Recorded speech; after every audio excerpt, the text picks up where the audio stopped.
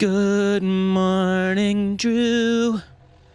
Good morning. Good morning. It's great to stay up late. Good morning. Good morning. It's Drew. Ugh. And I hate it's myself for me that. and you too.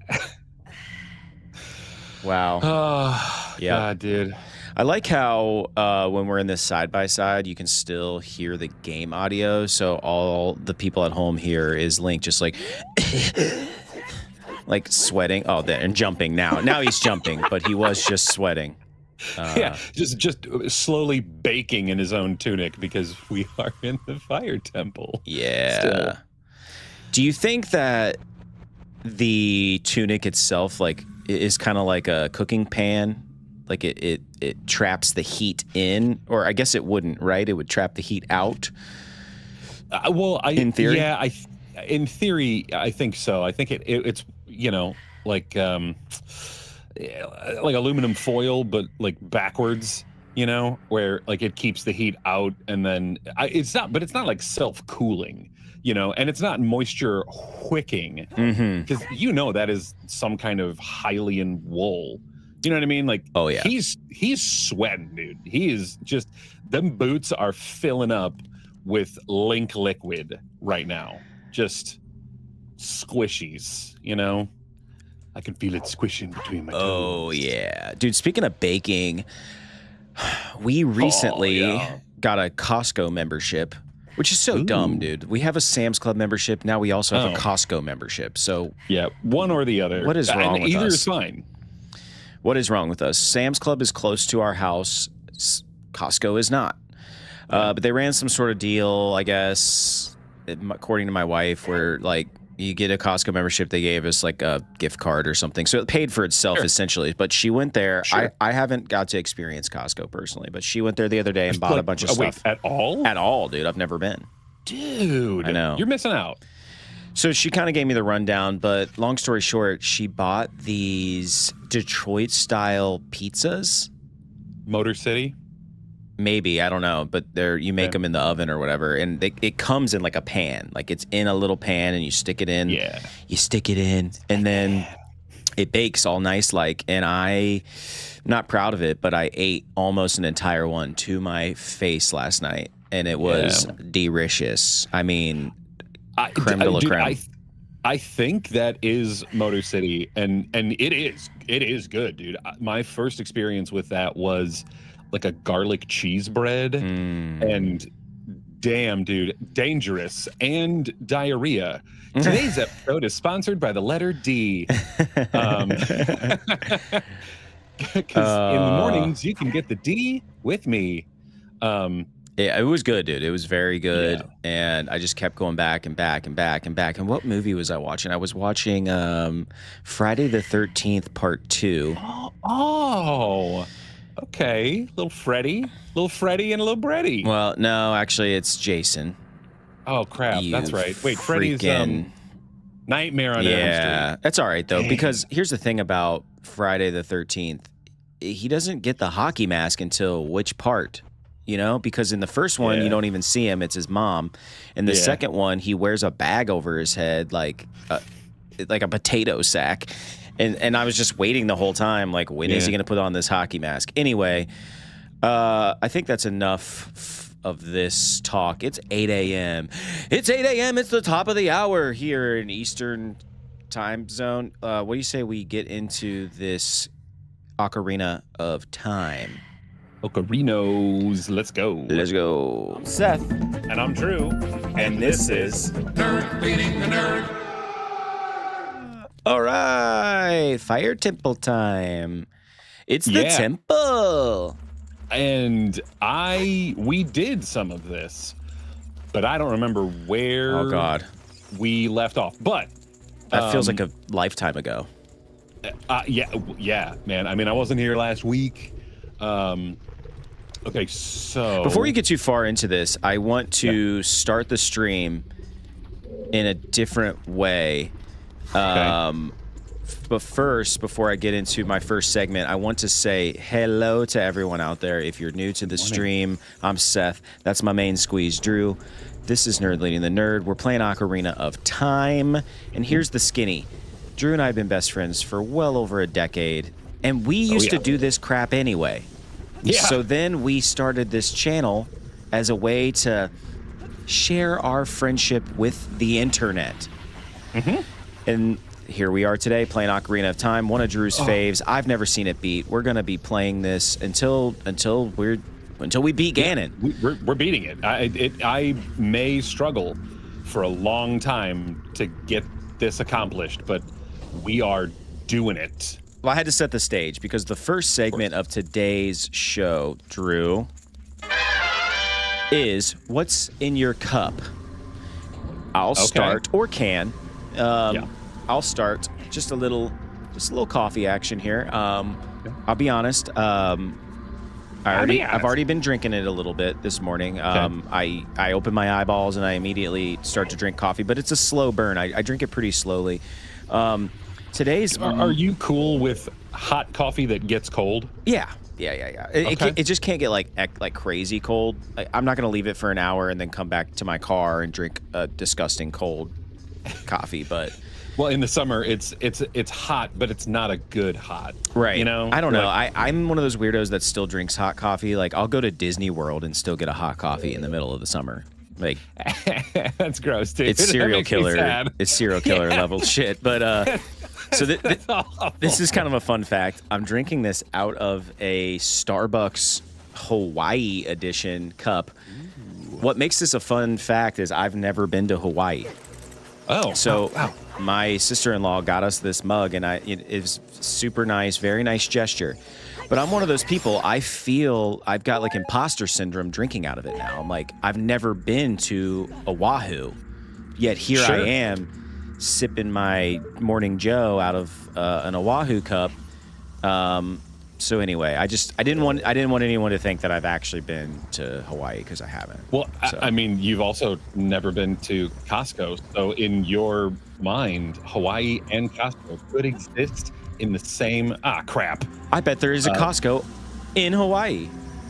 Yeah, probably. Maybe not many, but at least one. At least one. For sure. Okay, can I climb on this? So that's it for me. What's in the cup, Drew? Or can? Or wow, I distracted you. I know. That's okay. No. That's it is totally not your fault. I fell off, and then I thought that I could get like back up there. What's in the cup? Well, actually, I am not doing great so far today. All right. Such is hang on. life. All right, to get to the segment. So today, Lost and Found Energy Orange Scream flavor. This is last year's edition and one of my last ones, but I have 4 cases of this year's Orange Scream on the way. Yeah. Can crack action. Ooh. But so good, dude. Orange Dreamsicle flavor. Wait. Oh no, you did it. I was gonna say hold it up to the microphone. Can we hear the fizzies? Do you think? Will it audibly come through? No. Okay, that's good. It's not super like crispy crisp. It's not super carby. It's good. It's a good carb level. So because they have Scream in the name, is that like a spooky season flavor? Yeah. So last year they tried to get it out during October, and they weren't. They were still new. They were still a new company. So it ended up coming out, kind of late to the game. Oh, dang it, dude. Son of a biscuit eater. Yeah, dude. Again, the problem with using a Pro Controller on a Nintendo Switch, it very touchy. Very touchy. Yeah. But no, dude, this year they kind of have like a Day of the Dead theming for it. Last year it was just, their mascot, Teddy. I know, real original. It's just a teddy bear. But he's had a little pumpkin costume. That's cool. I dig that. Yeah. Anything to get in the spooky season. Speaking of spooky season, I went to a horror convention here recently. Horror. But here's the thing. Let me cough. You cough it up, dude. I paid $100, so $50 per ticket. It was $100 for my son and I to get in. Okay. only to walk around and shop, essentially, and then spend more money. There were panels and stuff, but the day that we went, there were none that I was interested in. Now, last year, I sat in on a Nightmare on Elm Street panel where, like, the main, I think her name's Heather, like, the main, like, gal in those movies who's been in, like, almost every single one of them. She was there, and a bunch of other actors and people from, like, the original set and whatnot. That was pretty cool. That is cool. I like that. So that, like, makes the price of admission kind of worth it. But yeah, dude, it was so expensive. But the only thing I'll say is that in the end, the silver lining for me was, man, I'm really in the mood for spooky ghoul stuff. It made me want to listen to Thriller. All right. Okay. So, I mean, dude, I respect that. And also, you got to get into the season, man. Yeah. And Halloween is, in my opinion, the only season that I get excited for anymore, because with Christmas, there's all kinds of, like, expectations, you know, and I just hate that, dude. That's why I'm not social, and I don't really, like, have friends, because I don't want to have this whole, like, oh, did you give me a gift? Like, no, because I don't want to, because we don't hang out that much. Yeah. I don't know you anymore. You only spend money like that on the real ones, you know? Yeah, like you. Right. You know, your true blues, your people you're in a relationship with, your immediate family. Yeah. So, I mean, if I'm being real, I buy gifts for 3 people, and I'm sure I get more for other randos. Like, I'm sure I'll get something for my boss this year, which, God, it just makes me cringe thinking about it. I know, dude. He always gets stuff for us, and so I feel obligated. That's the social contract that I hate. Now, do you think he expenses his gifts to you, or do you think he pays out of pocket? Oh, no. He expenses it 100%. And that's what I mean. So is it really genuine? Right. And I don't, because I don't think that I can. You know what I mean? So, like, it's genuine from me, but it's not from him. So, and I know he's getting himself the same thing for himself that he got for us. And last year, you know, we travel quite a bit. He got like a toiletry bag, like customized toiletry bags for all of us, and I have never used it. It's still in the packaging that it came in. Those are the funny things to take to Goodwill, like, because someone will buy that with your initials embossed on it, you know? Well, it's not my initials. It's the nicknames that they arbitrarily came up with as a team. So everyone's got a nickname. Oh my God. Do you want to share your nickname with the world? Or is okay. Oh no. Okay. Yes. Because I forget your nickname now, but I remember it was something so dumb. Well, initially, it was Big Poppy, I think. And I was not okay with that. I was not okay. But after, was that like a fat joke? I think there was a part of that in there. I think it was like, oh, tons of fun, you know, like that could have also been. As though you're one of those people who, like, your entire personality is wrapped up in just being a big person. You know what I mean? Exactly. You know, and that's one of those, you know, casual name, like nickname things where they're like, oh, hey, you know, hey, big guy. And it's like, that always cuts me to the core. Because I'm self-conscious about my height. I've been self-conscious about my weight for my whole life. So it sucks, dude. Like, I hate when, you have to let it roll off your back, because they don't know you. Yeah. And they don't want to be like, hey, Beardsley face, you know, like that feels more of a stab, I guess. Beard. That sounds like a Michael Scott nickname. Beardsley. Yeah. Beardsley face, Kevin. So yeah, dude, so that's what it was. And then we got together as a team. We do it once a year. And I felt like dog crap. Come to find out, I had walking pneumonia when we were in New Orleans trying to like hang out and have fun. I felt like absolute dog crap, the hot white dog crap that's like in the sun that we've referenced on this show before. Yeah. And it sucked, dude. But anyway, they were like, okay, well, we got to find a better nickname for you. And they know nothing about me. And I am fine with that. I don't want people at my work to know what I do. They don't know that I do this. They have no idea. And I never want them to know. If they found out, they would call you like they'd call you like Hollywood or something like that. That's my nickname. No.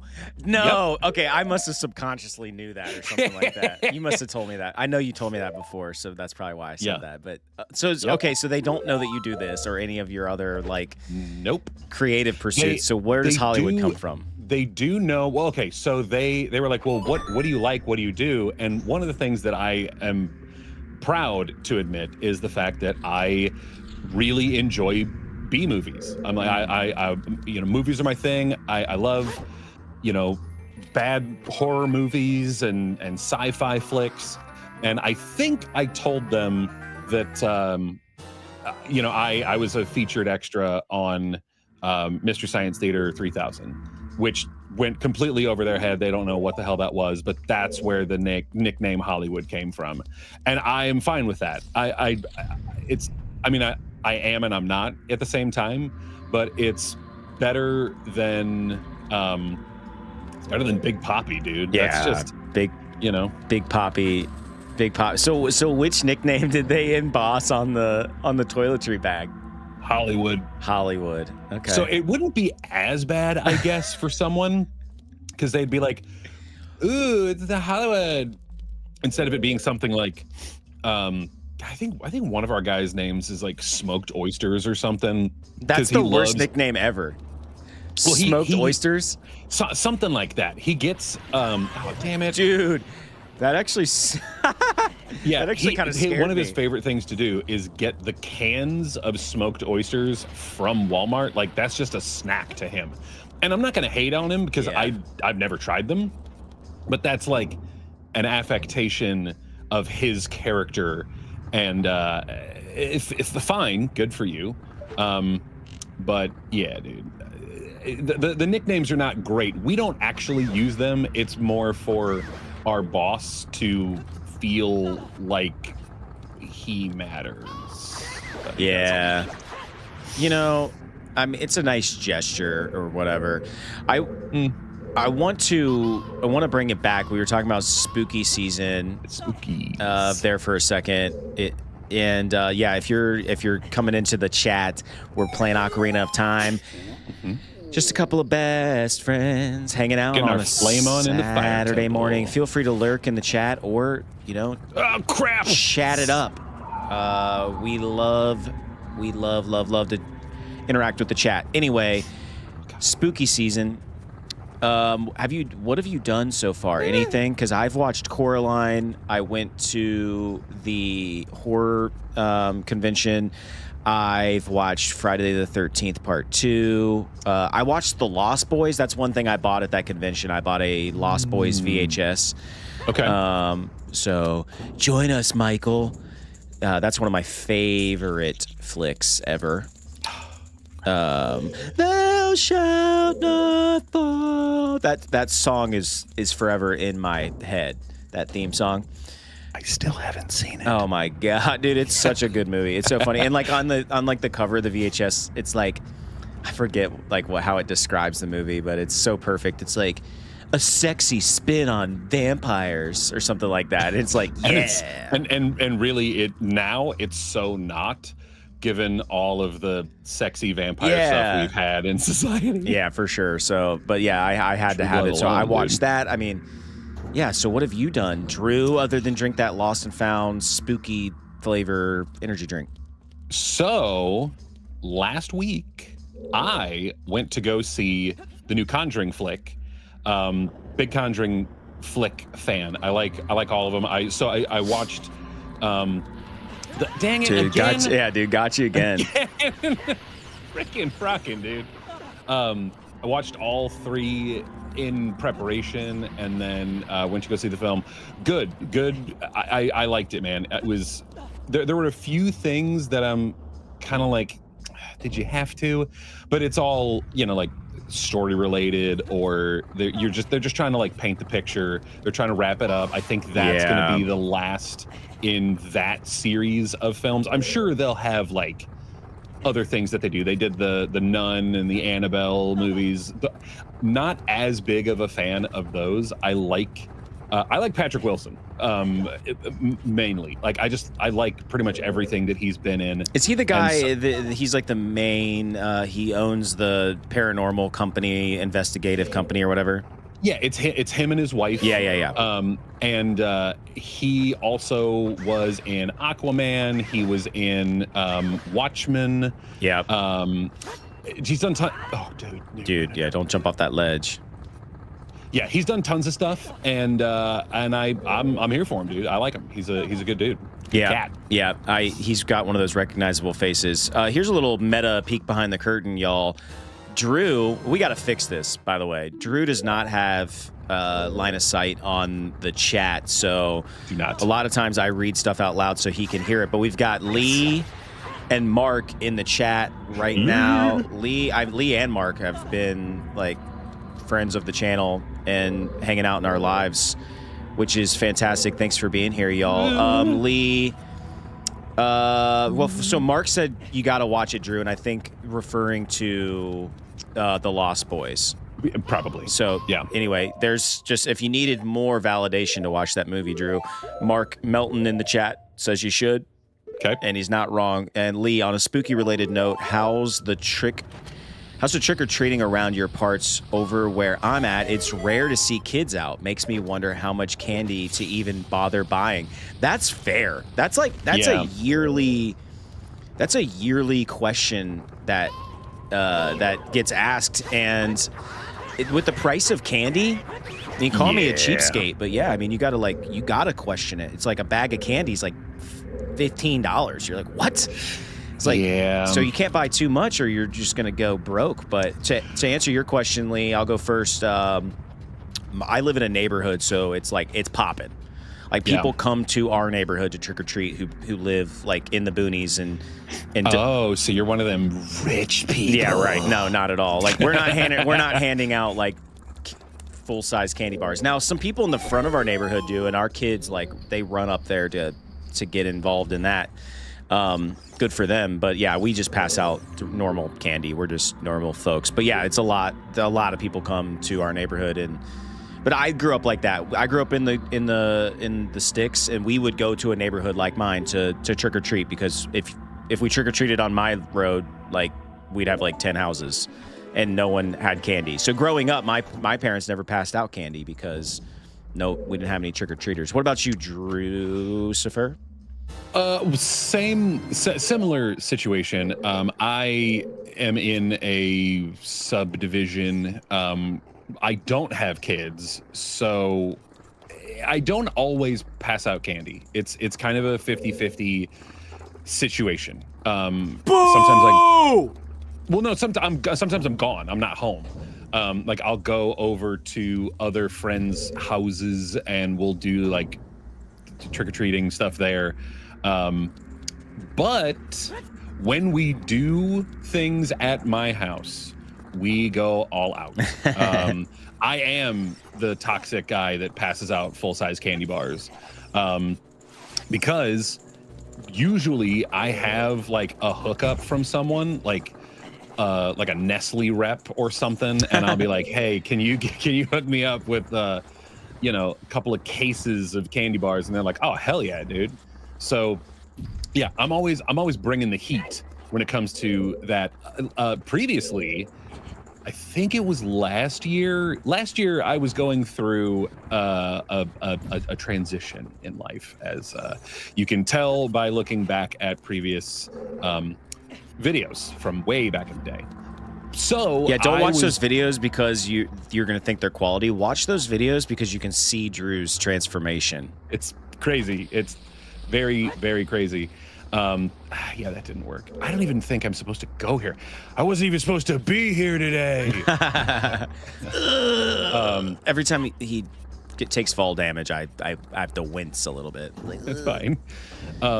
So, dude, am I okay? I think I have the map. Yep, I do. Yeah. So, I need the compass still. Crap. Okay. You butthole. Yeah, dude, I think I missed it. So, of course, that damn thing had to reset. But last year for Halloween, I pretty much went through the candy stash that I had in my house and just handed it out. So there was like full-size bags of Sour Patch Kids. Oh, and wow.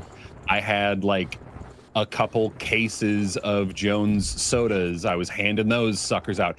Also because I can't get them around me, so I have to like order them through the internets, and you get them in case quantity, and I really wanted to try their s'mores flavor, and it's not great. It's fine, but it's not great, so I handed those out because I wasn't gonna drink them myself anyway.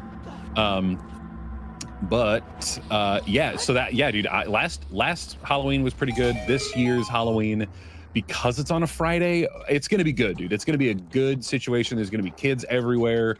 Okay.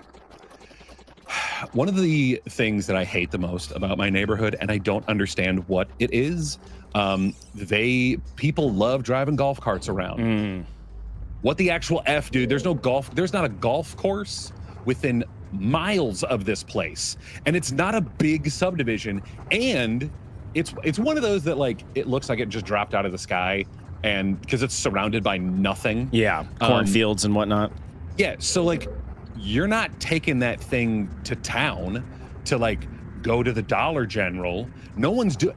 It doesn't leave the subdivision. It's legitimately like, oh, we're just gonna go down to Chad's house and we're gonna swizzle our pixie sticks together. Like, what the hell, dude? Like, talk about privilege, man.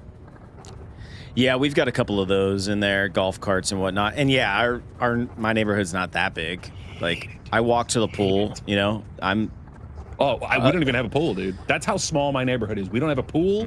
We have a pond, but it's legitimately like, it's just like a water retention thing. Probably or has whatever. a fire hydrant next to it so they can put fires out. Yeah, that they're like, sure, you could fish here. You're not gonna catch anything, but you can fish here all you want. We're not gonna stock the pond, then your HOA fees would go up.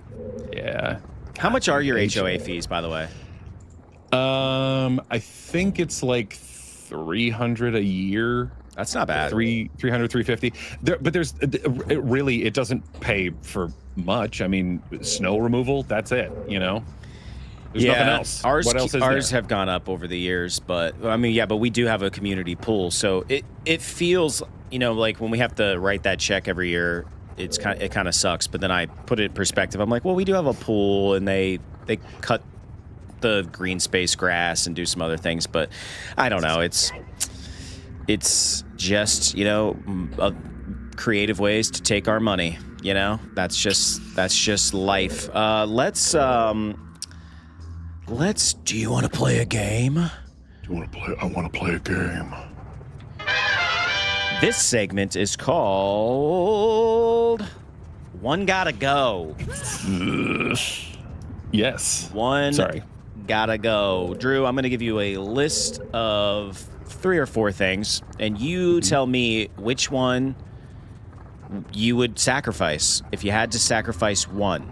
Oh, okay. And it's got to go, okay? And I picked the perfect time, obviously, because you're trying to figure out where to go, and you're dodging big boulders like Indiana Jones. Taking boulders to the face. Okay, this is a good one. I'm gonna tweak this one because I think I would. It's funny. I know you so well. I know which one you would get rid of, so I tweak it slightly because I want to put only things that you love. Sonic, Link, and Pikachu. One gotta go, and this is for you as well, chat.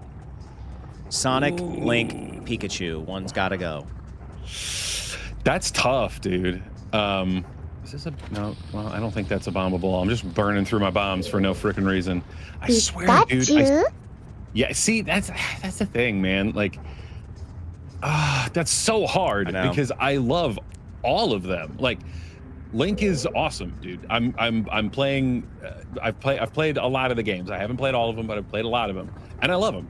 I also love Pokemon, dude. And Pikachu's not my favorite Pokemon, but I look at Pikachu as the representation of Pokemon totality. Yeah. You know. So if you sacrifice Pikachu, it feels like you're sacrificing Pokemon. By the way, Lee said Sonic. And while I would pick Sonic over Mario any day, like Sonic's my boy, dude. Yeah. I knew speaking of Jones sodas, in my like cabinet to my left, I have the Sonic the Hedgehog Jones sodas like prominently displayed. Didn't try any of them. I just got a 4-pack and then put it in the thing immediately. But I knew Sonic was your main squeeze. By the way, dude, Mario was originally on this list. And he would have been the one to go. Yeah, I took him off because I knew you would sacrifice the plumber. Yeah, dude. But I'll agree. I'll agree and say Sonic, because if it's one of those like they gotta go and everything that they're a part of goes with them, I would rather sacrifice Sonic and Tails and Amy and Froggy and Big the Cat and Dr. Robotnik and Knuckles and all of them. Mark said Pikachu. So I get that. Yeah. We got a couple different conflicting viewpoints here. I love it. Okay, let me pick another good one that I think would keep you. Speaking of Pokemon, this one might be kind of easy. One gotta go. Pokemon Red, Blue, or Yellow? It's not the greatest. Red. Yeah. Okay. Yeah, because I mean it's the same game. Yeah. Yeah. And I played Blue as a kid, so I've got that like nostalgia. I've never played Yellow, but I've wanted to. Yeah. And I know it's just, it's just Red and Blue, but with the addition of Pikachu. I'll be honest. When I was a kid, when Yellow came out, because if you recall, it was like the outlier. It came out. It came out later.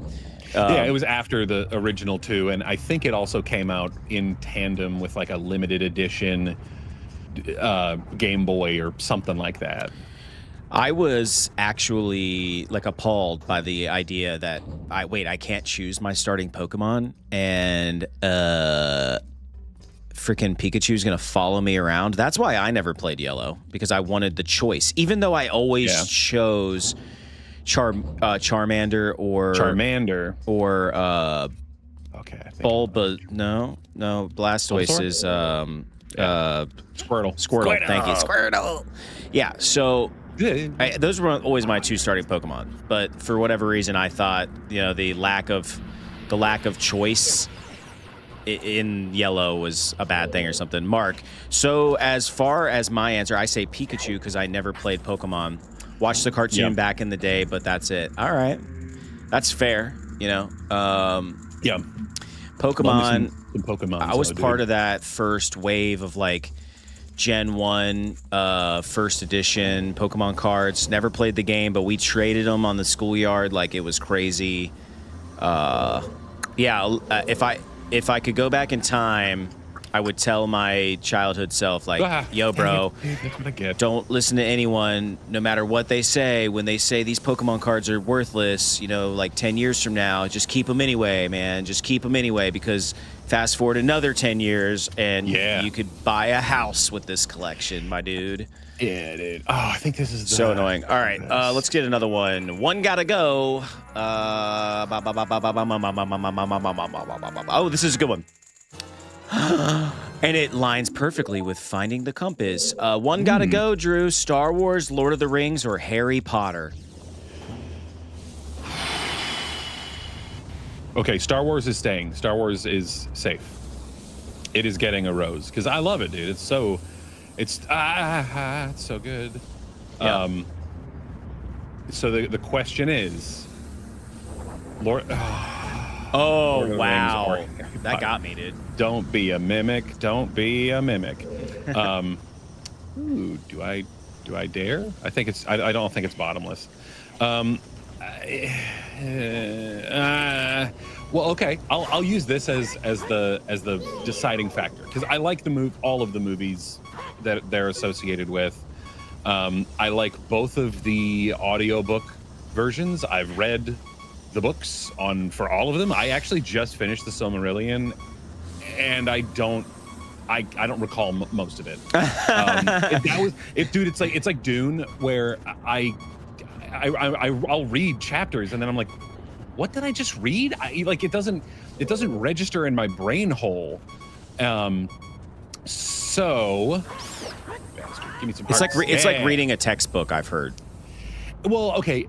In reality, it's a bunch of stories sort of unfinished and like kind of cobbled together, and it's not cohesive at all. The ramblings of J.R.R. like when he's whiskey drunk, you know? Yeah, right. And then his son like combed through it after he was gone and then tried to like piece it together.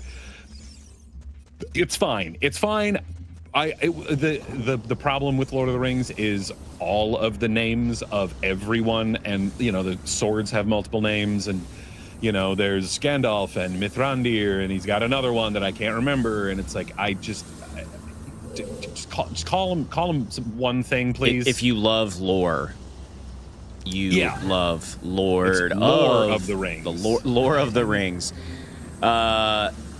Lee said, I'll be honest, Lord of the Rings, I never gave it a fair shake, though. It's such a hard sell to get me to watch high fantasy for hours.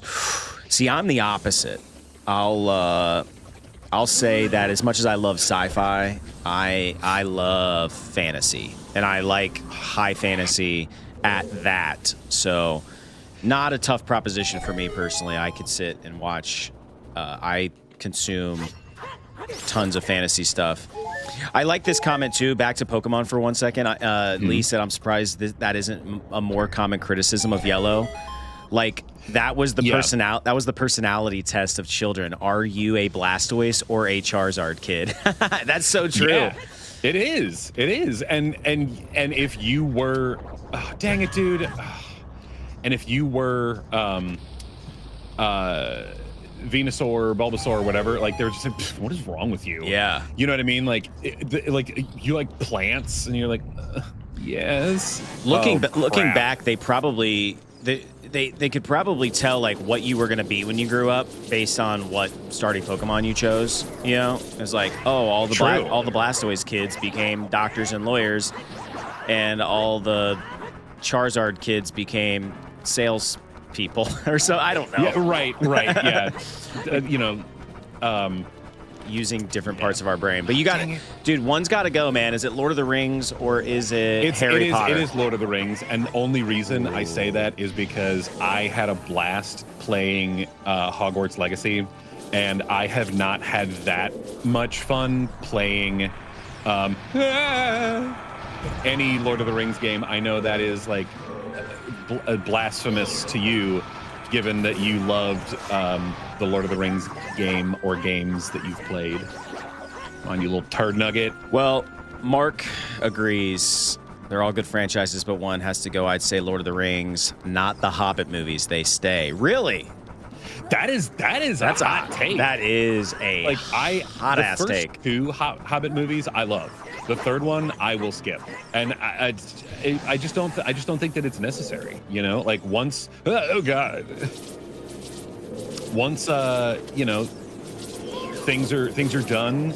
Like I feel like the last movie, it's like they just drug it out a little too much, and I'm like, yeah, all right. Well, they had to get that trilogy, man. They had to. Well, and that wasn't Peter Jackson's choice. That was the studio. That was Warner Brothers just trying to go for a cash grab, and they ended up shooting themselves in the foot with it.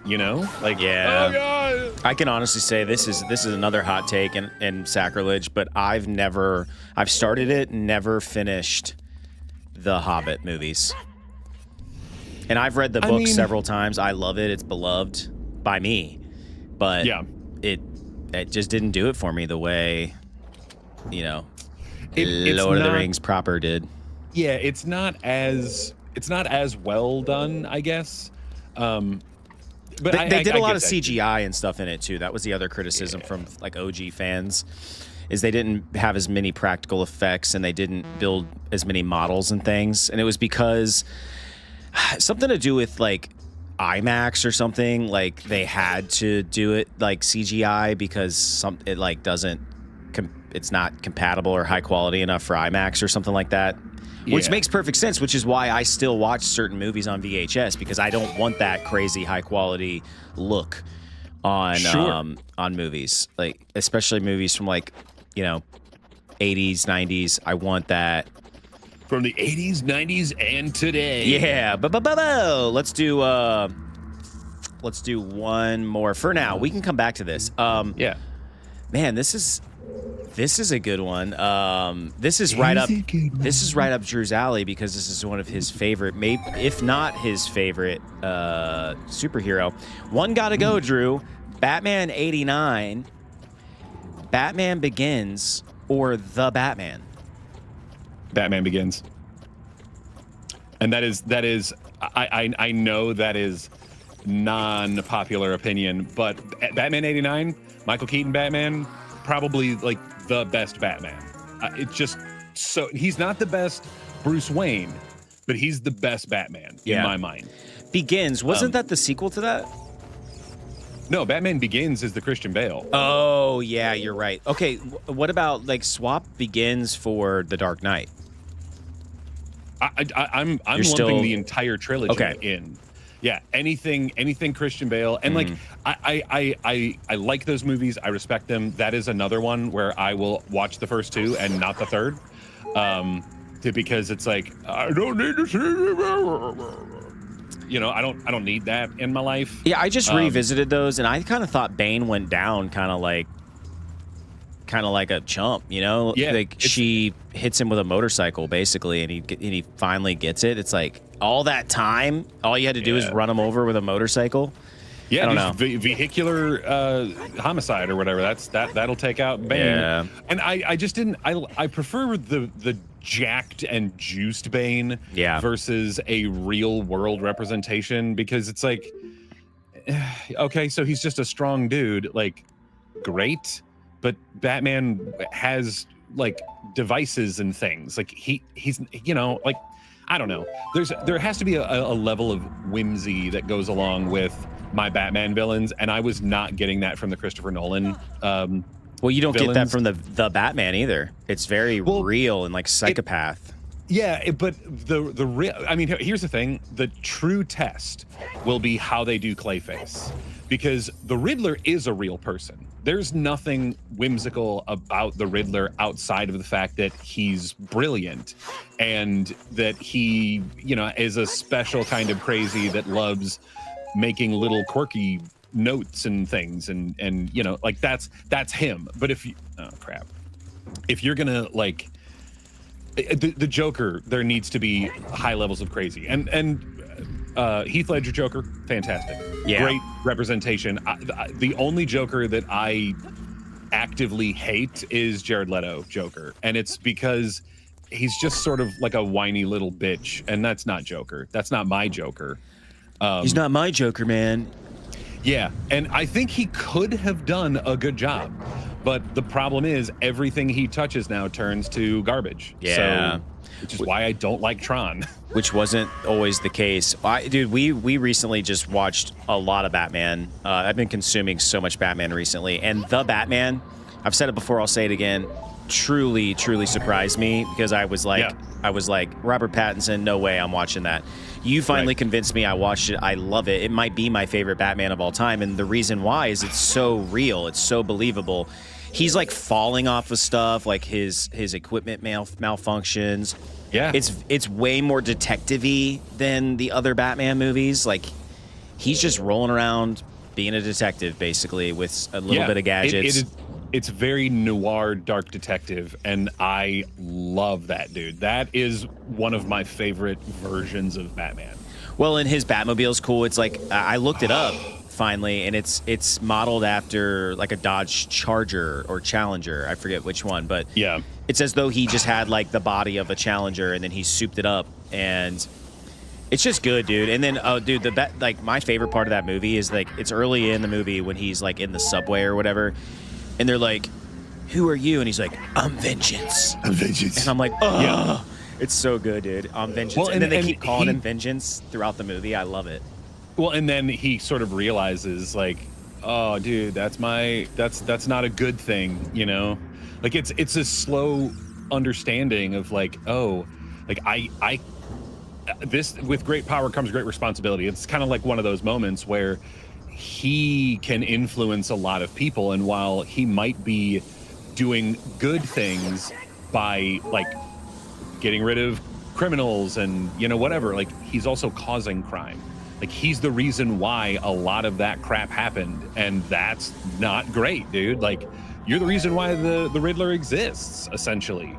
And it's like, dude, that's you, man. The whole city being burnt to the ground and flooded, like that's on you, dog.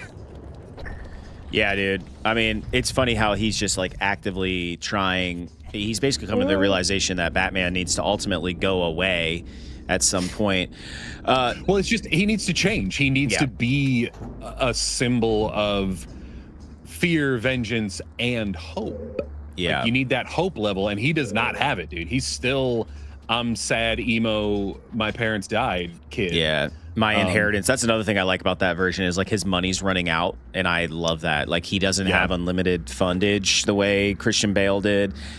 And it is funny when you do that kind of thing. It's like in the grand scheme of it all, I think Batman, like Bruce Wayne, is supposed to have like $40 billion or something like that. Like, and then you're like, okay, whatever. They're like, okay, well, but how much money does Iron Man have? And like, oh, he only has 38.9 billion. Like, oh, Batman's richer. Like, is he? Yeah. You know, like, I don't know. Fine. I don't know. That's funny, though, that somebody like quantified it. I also, to put the Batman conversation to rest, last comment is that I really like what's his name, and it's forgive me, as Alfred.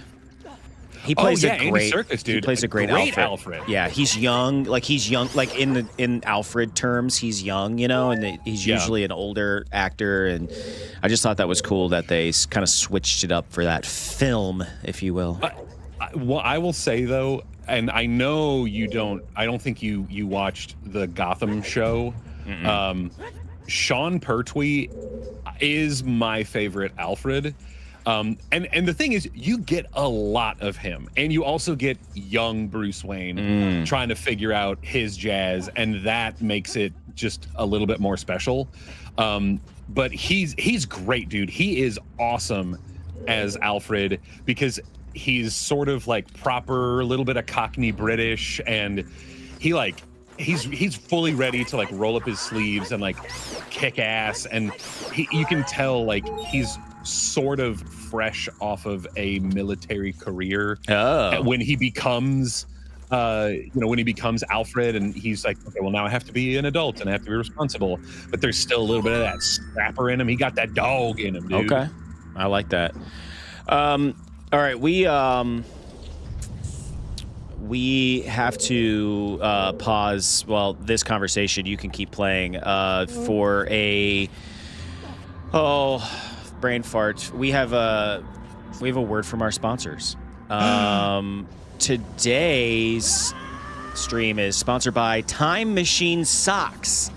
Step into your past. Literally, Time Machine Socks claim to send you straight back to the 90s. Guaranteed side effect. You will smell like an old library book, VHS tape, and regret. No FDA approval at this time, but they do claim that time travel may result in paradoxes or accidentally giving your younger self bad advice. Time Socks, because nostalgia is painful anyway. Thanks, Time Machine Socks. Thank you for your contribution. Oh, crap. We got time for one more. I think. Yep. That's right. It's this is also sponsored by Extreme Pillow. Introducing the Extreme Pillow, so soft, so cozy, you'll forget the world even exists. Available in Mario Red and Zelda Green. Yes. Side effects may include falling asleep mid-conversation, spontaneous snoring, and dreaming exclusively in 8-bit graphics. The Extreme Pillow, because reality is overrated. Thank you, Extreme Pillow, for sponsoring this stream. And back to our regular show here.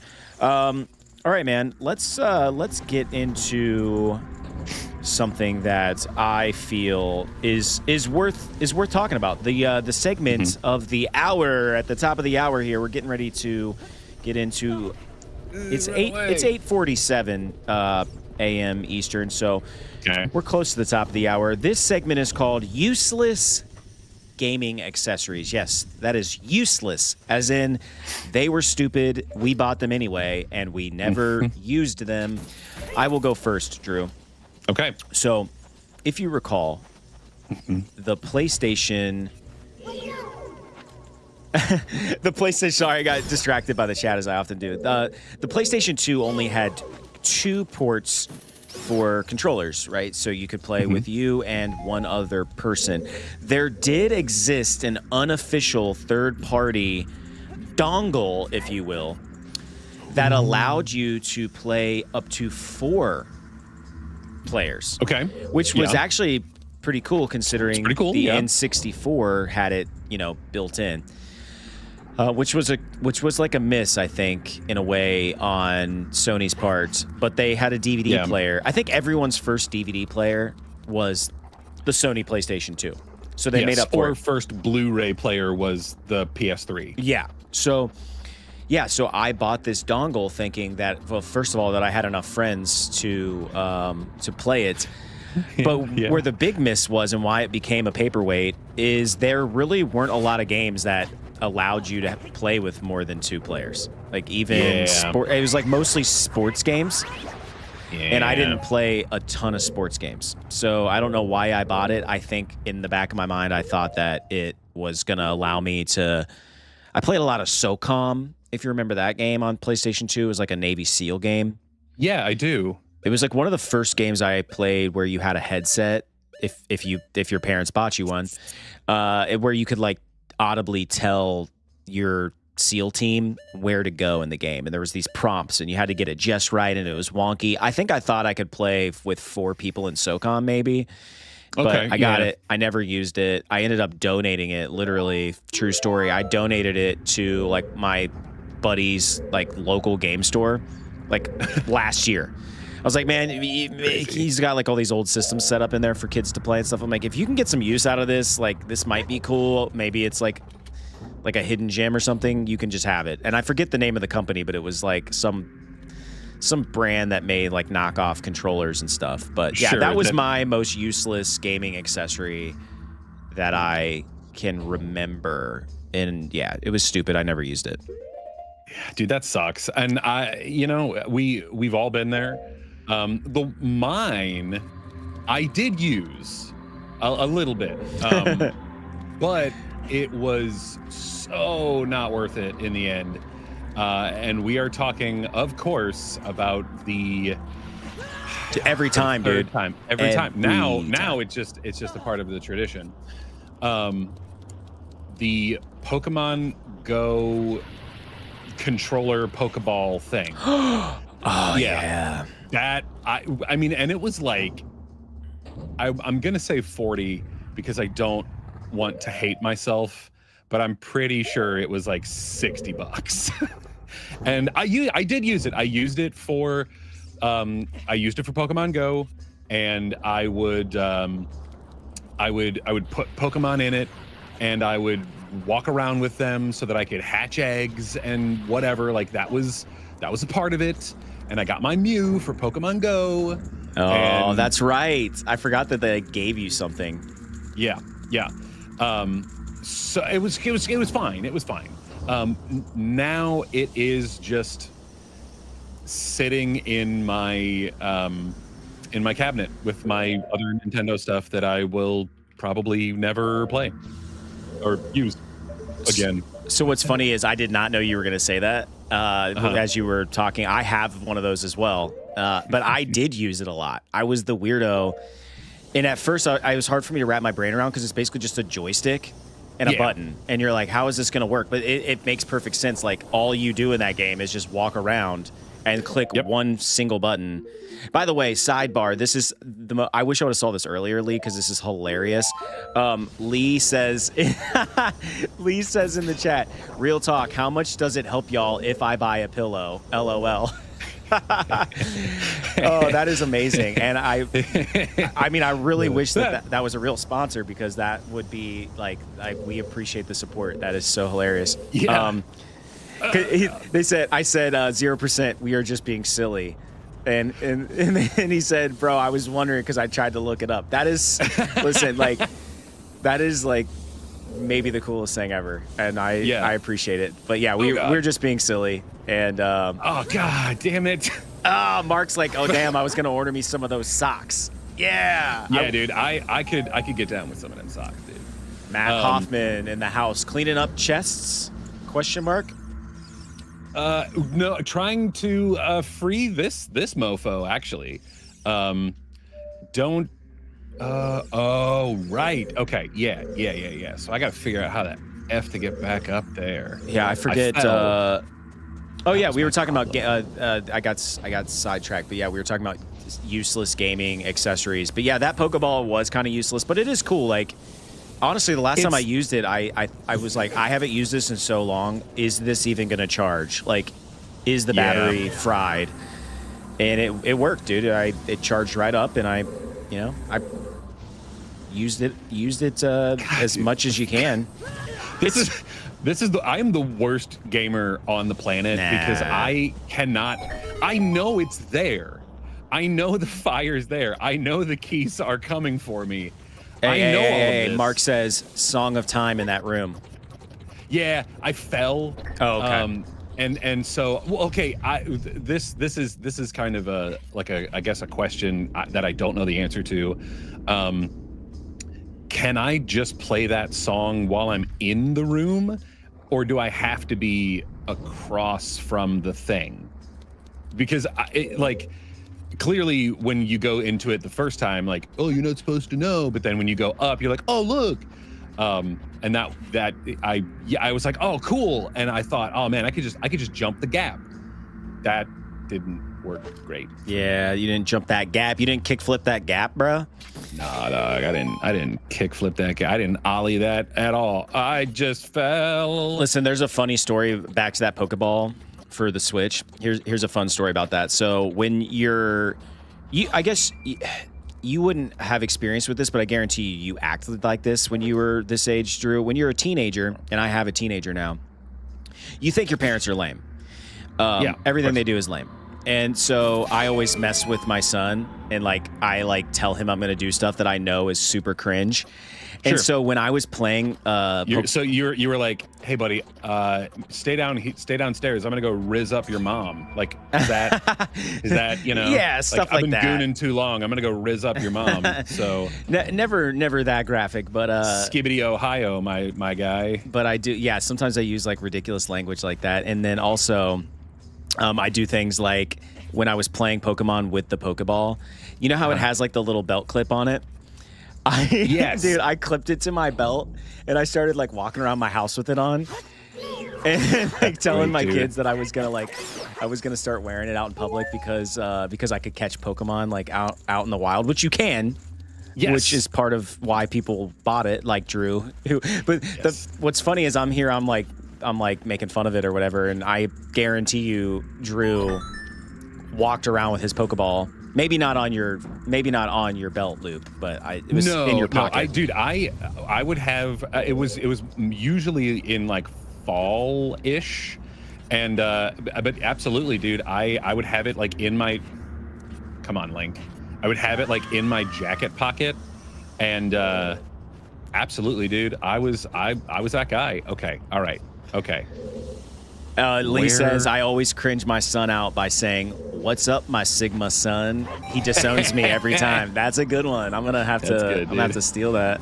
I love that. Yeah, but like that's how lame he actually thinks I am. Is like he believed like he like has to like give my wife like the look like, is dad being serious right now? Because if he wears that Pokeball out in public and my friends see him, it's over for me. I'm done. I just, stick a fork in me. I'm done. But yeah, anyway, I thought it was funny and also kind of half serious. I'm like, this is kind of a cool accessory. Like, well, I mean, it is cool in that, like, you link it with your jam and you just kind of walk around with it and it'll vibrate, and then you can just click the button and you can catch yourself some mons. Like, it's cool, dude. Like, I think it's a great accessory, but it is so limiting in what you can do. I thought you weren't gonna make it, dude. I thought you weren't gonna make it. Even if I didn't, it would have been fine because the block was down. I could have gotten back up, but thank God we got this chode out. And I mean, like, where's the corner full of feces? Because dude, he was dropping big old dookies. Big old rock turds, dude. Rock turd. Yeah, ripping them hemorrhoids. Lee, up. You'll meet fellow Pokemon fans fast for sure. And listen, when I was in high school, if that would have existed, I 100% would have worn it on my belt, and I would have had that, and then I would have had that necklace that you got with the Free Willy VHS. You know what I'm talking about, Drew? You would buy the Free Willy, and it was either Free Willy or Free Willy 2, and like the Native American guy like gives him like this like carved piece of ivory or something, and it's in the shape of a whale, and he like wears it as a necklace. Yeah, dude. Hipsters everywhere wore that like as a of course, as a sign of their hipsterness. And yeah, so I imagine my younger self with that necklace, with a Pokeball hanging from my studded belt, and a yeah, dude. I'm trying to think, what T-shirt would I be wearing? No Fear? No, it'd be like a My Chemical Romance T-shirt or something like that. and my Vans slip-ons, But no, actually for me it was a Dashboard Confessional shirt. And DBC. Yeah, the algorithm knows me really well on TikTok. All it's showing me is Dashboard Confessional videos, and I'm here for it. No, dude, you sent me that one, and I was like, yeah, man. I wish I was never able to go to a DBC concert like back in the day. My town is too small, I guess, for that to like actually come to fruition, which is fine. Whatever. Like we all have disappointment in our lives, but no, dude, I would love to go. It's like an intimate setting of that. Them playing. I want to see Chris Carrabba cry. Yeah, dude. I want to see him cry. He's aging well, by the way. He looks great. I don't know if Botox is involved, but he looks exactly the same as he did. I don't know, 20 years ago or whatever in that MTV Unplugged session. Yeah, dude. And good for him. I mean, I think when it comes to the Hollywoodses, sometimes people, they start to age a little bit and they go way too far into the realm of like Botox and snippages and whatever. And it's like, you ruined it, dude. If you just would have aged like a fine wine, you would have been fine. Yeah. You can always tell who's secretly eating children, Yeah, dude. All right. Oh, wow. It's the top of the hour. We've wait. This just in. Wait. Is that let me get my correspondence here. Yep. Oh, that's right. We have this just in, Drew. Princess Zelda spotted sneaking out of the castle again. The royal guard swears they have everything under control, but witnesses say Zelda slipped past them last night wearing a cloak. Some think she's sneaking off to meet mysterious allies, while others say she just wants to avoid another boring royal dinner. Either way, the guards are pretending it didn't happen. It didn't happen. Wow. Do you think Zelda, like, in the world of Nintendo, if it was all mashed together, do you think Zelda would like sneak out to have like tea with Bowser and just like talk trash about Peach? Oh yeah. Yeah, because he's mysterious and he's dangerous. Well, and it's like naughty. They would like, I feel like Bowser would be like the best like sort of gay friend for her, and they would just chill, dude. It would be great. Yeah, you know what I mean? Yeah. There'd be no expectations. Here's another headline. I think this is relevant to today's crumbling economy. Milk prices at Lon Lon Ranch. Customers were shocked to find the price of milk nearly doubled overnight. Malon says it's due to supply chain issues, but Cuckoos staged a noisy protest in the barnyard this morning, demanding better conditions. Talon, meanwhile, was last seen napping through the chaos. Well, yeah. I mean, that dude, very poor businessman. Yeah, there we go. Yeah, and I think this is relevant as well. Another headline here. We're just getting this news kind of in real time here, folks. Okay, yeah, that's right. So the Great Fairy Fountain is too loud, neighbors say. The Great Fairy's laugh. The Great Fairy's laugh has officially been declared the loudest sound in Hyrule, strong enough to shatter nearby jars. Neighbors politely ask her to keep it down, especially after midnight. The fairy responded by laughing even louder. Yeah, dude, seriously.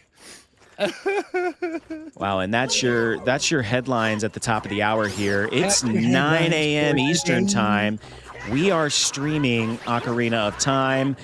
My name's Seth. This is my best friend, Drew. We play games on the internet and try to share our friendship with the world because... And other things, you know? Maybe the things that we know, maybe the things that we don't know, but we claim to know. It's what we do. It's what we would be doing anyway, so why not go live and hang out with others. Folks? Yeah. Mark Melton, great news. And Lee said Zelda would definitely trash talk Peach.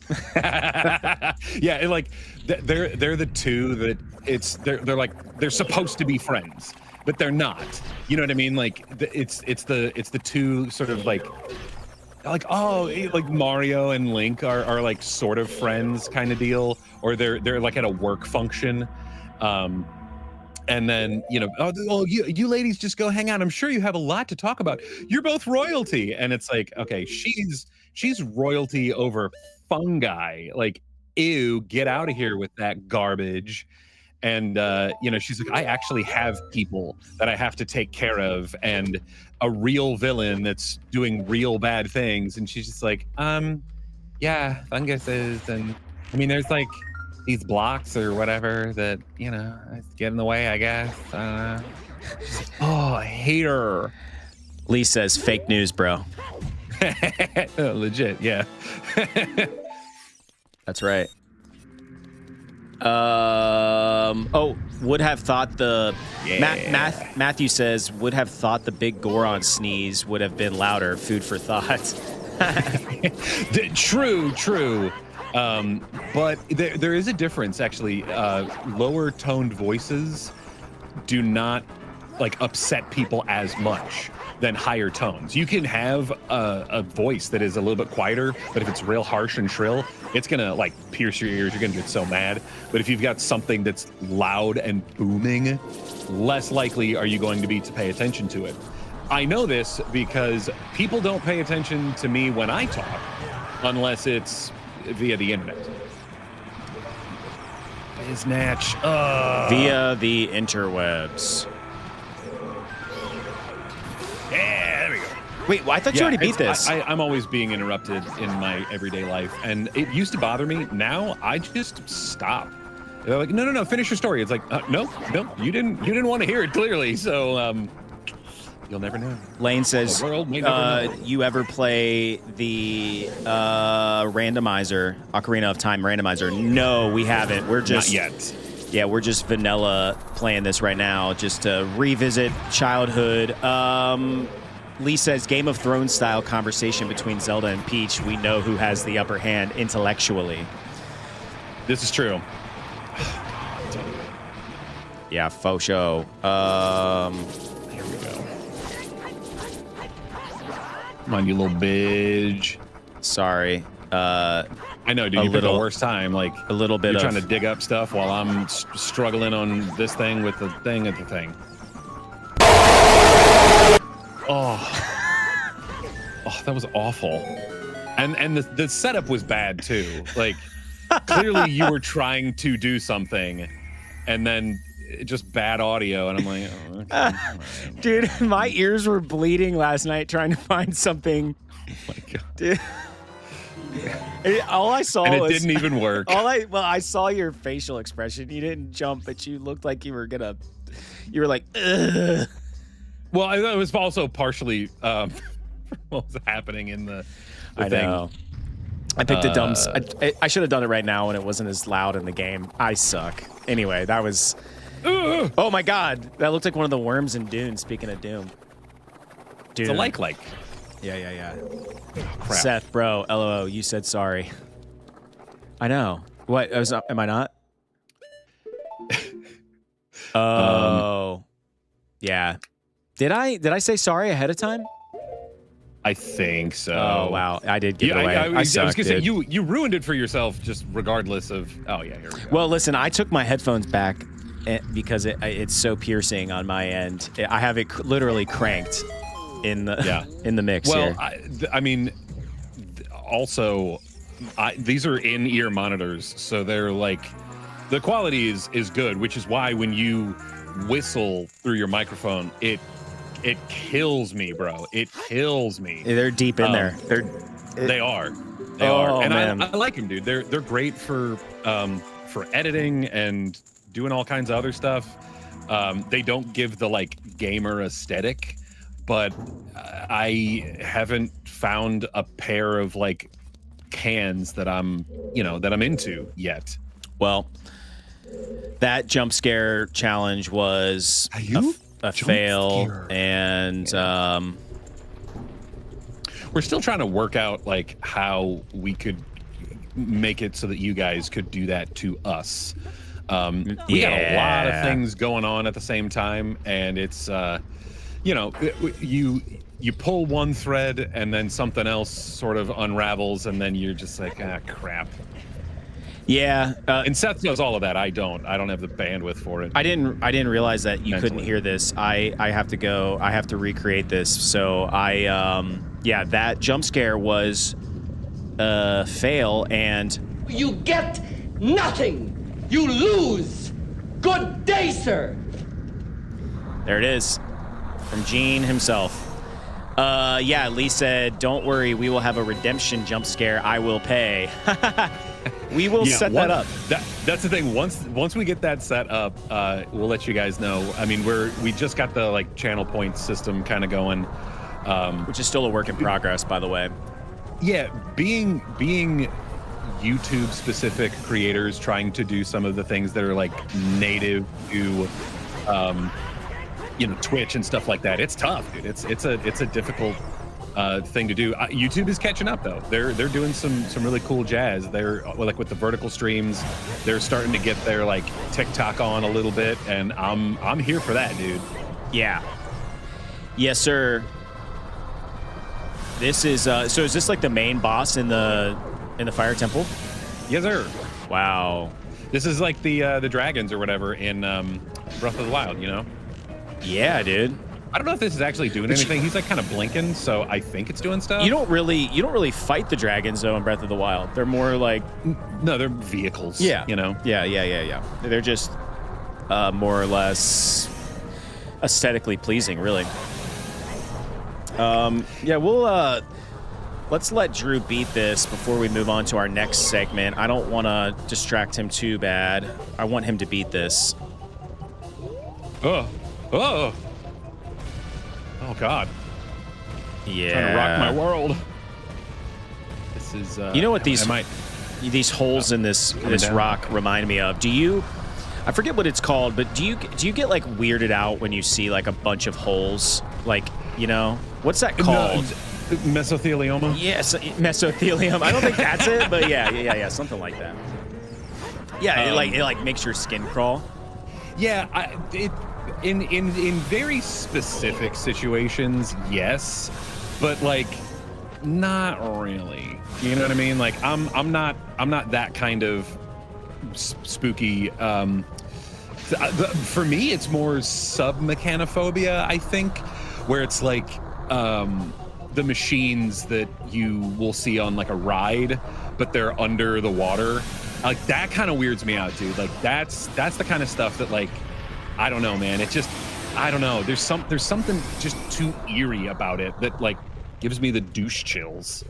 Good job, dude. Yeah. Lane said trypophobia. Yeah, it's something like that. Yeah. Where, you can't look at, like, sometimes, like, mushrooms have it and stuff, and it's, I don't know. Yeah. I'm just thinking about it. It's making my skin crawl. There's not enough holes in the lava here to make that happen, but it reminded me. I was going to say, reminded me of it. Were you weirded out by, like, honeycomb or whatever? Because that's a holy cereal. Yeah, but not that bad. See, look, I'm starting to itch. Like, trying to, like, think about this crap in my like, head. I don't want to think about it. Get it out of there. Yeah, I mean, from a phobia perspective, honestly, like, I'm more like a tight spaces kind of thing. Like, I don't like that. Yeah. Like if I woke up in a coffin, I would probably die of a heart attack. So it would be good that I was already in the coffin, because then, you know, just simple, you know. That's why I've avoided escape rooms, because when I think escape room, I think that it's gonna be claustrophobic. It doesn't have to be, but yeah. Have you ever done one? I have. I've done one, Okay. and it was not claustrophobic. Yeah, I mean, there are some that have that, you know, like tiny spaces thing. Do you want? Were you doing this, guy? Do you want to take it over, or do you want to? Thank you, brother. I really appreciate what you did. I think you, on behalf of the entire Goron race, you turned out to be a real man, just as I thought you would. By the way, I, the wild Darunia, turned out to be the great sage of fire.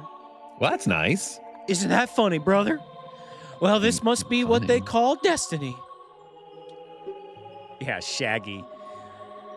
Nothing has made me happier than helping you seal the evil here.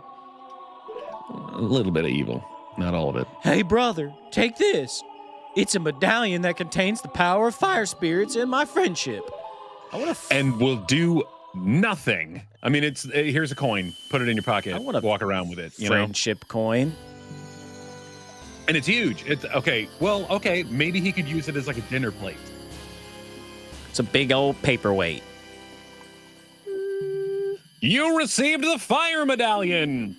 Darunia awakens as a sage and adds his power to yours. Through Raggy? the power of docking. Don't forget, now that you and I are true. Oh, that's okay. True brothers. True brothers. Oh, that's me. Sorry. Yeah. It's hard to know that, you know, Yeah.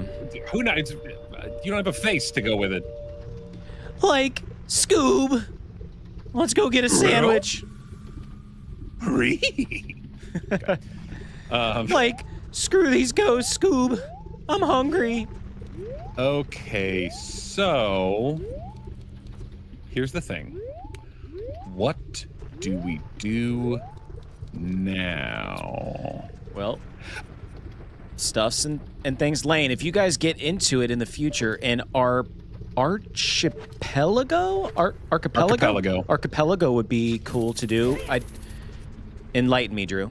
You seem to know. Archipelago is a sky island. It's so unless you're saying acapella. No, it's archipelago. Yeah, it's what you said. Okay. Yeah. So in Breath of the Wild or Tears of the Kingdom, the sky islands are called, you know, like Zippy Dop Doo's Archipelago. Got it. Dip in the hole, dude. That reminds me, I got ramen the other day. I went to this ramen house, and I always ask at restaurants like what's the most popular whatever, and I was like, what's the most popular ramen? And she said the name, and I was like, I tried to say it back, and I said it poorly, and it was kind of embarrassing. I was like, I can't talk. Yeah, sure.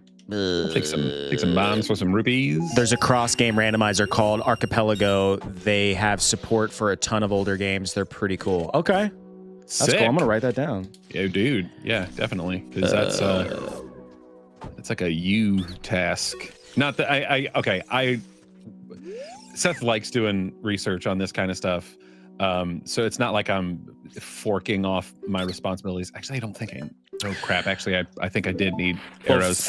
Fun fact behind the scenes: all of this whole setup, this entire operation runs through my PC.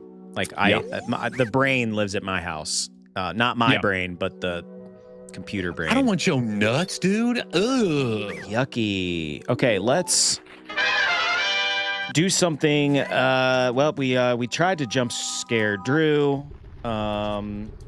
That didn't work. I gave it away like an idiot. Ooh, like the Red Hot Chili Peppers. This is a good one. The segment is called My Toxic Trait. Okay. And every week, Drew, I would like for us to talk about a toxic trait that we showed. Fortunately, unfortunately, that week prior. So I will go first. Mark, Intel. I'm an Intel guy. I don't know why exactly, but yeah, Intel on this build. My toxic trait. Okay, so I recently got my hair cut, and I do this every time. I got my hair cut. It was during the day, and you would think that night I would go home and I would take a shower before I laid in my clean bed with my clean sheets. Yeah. No, never. I never do that. I never take a shower after my haircut. And so I laid my head down to sleep because I don't shower at night. And my wife hates it. But here's the reasoning. The reason why I don't shower at night is because I am a runner and I just think it's a waste of time because I'm going to run the following morning and I'm going to take a shower after my run. So why would I double shower? She's like, you could take 2 showers a day. I'm like, I don't want to though. I don't want to shower twice daily. Like good for you to do that on the regular. So especially in the wintertime, like I have like dry skin, so I don't want to do that. So, but yeah, on those days that I get my hair cut, I should probably take a shower and get all those little flyaways off me, but I don't, and it's my toxic trait, and I recently, showed that, to my family, but nobody knows but me, and now wifey, I never shower after my haircuts, so you're just sleeping in my hair, baby. Oh, see, gross. I am the exact opposite. When I get my haircut, I shower essentially 3 times in that day. I shower in the morning before going to work because usually it'll happen like towards the end of the workday kind of deal. I will get shampooed at some point. And then when I get home, I take another shower. Because my hair is so coarse that like any of the tiniest little flyaway bits, it like jabs into my skin. And I'm like, that sucks. So I have to immediately, even if I was wearing a shirt for like just the haircut, nah, dude, it's got to get thrown in the wash. I got like muskrat hair, dude. It's freaking weird. Yeah, I mean, listen, this could all be avoided if I just got my hair shampooed. I stopped having them shampoo Stop getting the poos. I stopped getting the poos because like I just never felt like it was great, and I'm always like kind of in a time crunch, so it's just not worth it. I'm just trying to get back to work or doing whatever I'm doing, and Matt said just use the leaf blower on your head. That's a good call out. Well, I mean, if you've got you could just get those cans of canned air or whatever, or if you have a air compressor at home, just like crank that sucker on. Just like whenever I weed eat at home, I always take the leaf blower and like try to get all the grass off my legs. Sure. It works. I appreciate that. It works kind of okay. Yeah. You know, what's so yeah, that's my toxic trait. Scandalous, I know, Lee. Thank you. Drew, what is your toxic trait of the week or of the month? Yeah, okay. So I was thinking you know, spoiler alert, he kind of mentioned this and I was thinking about it. So because I wanted it to be sort of relevant and shocking to something that we've talked about on the channel before. Okay, you know I hate loud chewers and mouth sounds. I hate it. I hate it so much. However, when I eat apples, I sound like a freaking donkey trying to eat its way through like a field of watermelon, dude. It is so sloppy and wet. It's worse than that, dude. And I swear to God, that wasn't planned either, by the way. I just have an apple and a banana sitting here. So I mean, we could if you wanted to, we could do a quick side by side, and it would just be eating the apple hour, because I also have an apple to share my eating tendency. I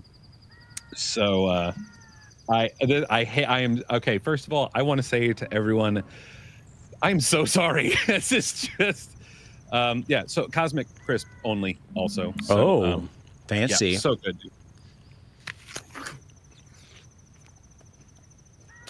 I caught that. There's juices. Yeah, you. That's the thing. It's so good. And when you're eating it, because there's so much juice, dude, I'll choke on the juice of the apple, which is why I eat this way. But it's just...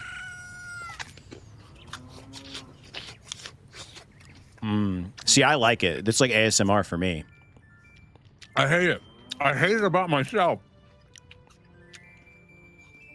The only way... I'm falling asleep listening to you chew. The only way that this doesn't happen is if I cut it and add peanut butter, because then it's different. It's a different experience. But with this, I can't. I don't want to get the juice. I already have like juice on my lip now. I'm not a big apple peanut butter guy. Oh, dude, I'll put peanut butter on anything. Me too, but I don't know. Apples, it just never occurs to me. Oh, well, okay. Apples and peanut butter, amazing, great combination. I'm also an ants on a log kid. Yeah. Peanut butter, raisins, or chocolate chips. If you don't like raisins, chocolate chips are perfect. Sub for raisins, and also easy cheese, spray cheese on celery, dude. That's how I ate celery as a kid, man. And now crazy cheese on celery. Yeah, like in the can, the spray cheese. Whoa.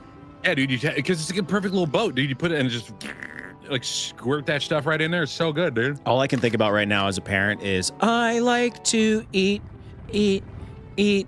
apples and bananas. I'm so sorry. So good. I'm so sorry. This is okay. No, this was a nice little, and for the horizontal folks, I mean, we got a nice like zoomed in version. Like this was just like the eating segment of the show, snack section apparently. So wash it all down. We're re-energized. We got fruit. We got natural sugar in us right now. I'm drinking a little water out of a Finding Nemo cup. Ooh. Oh crap. And we are back out in the world of Hyrule.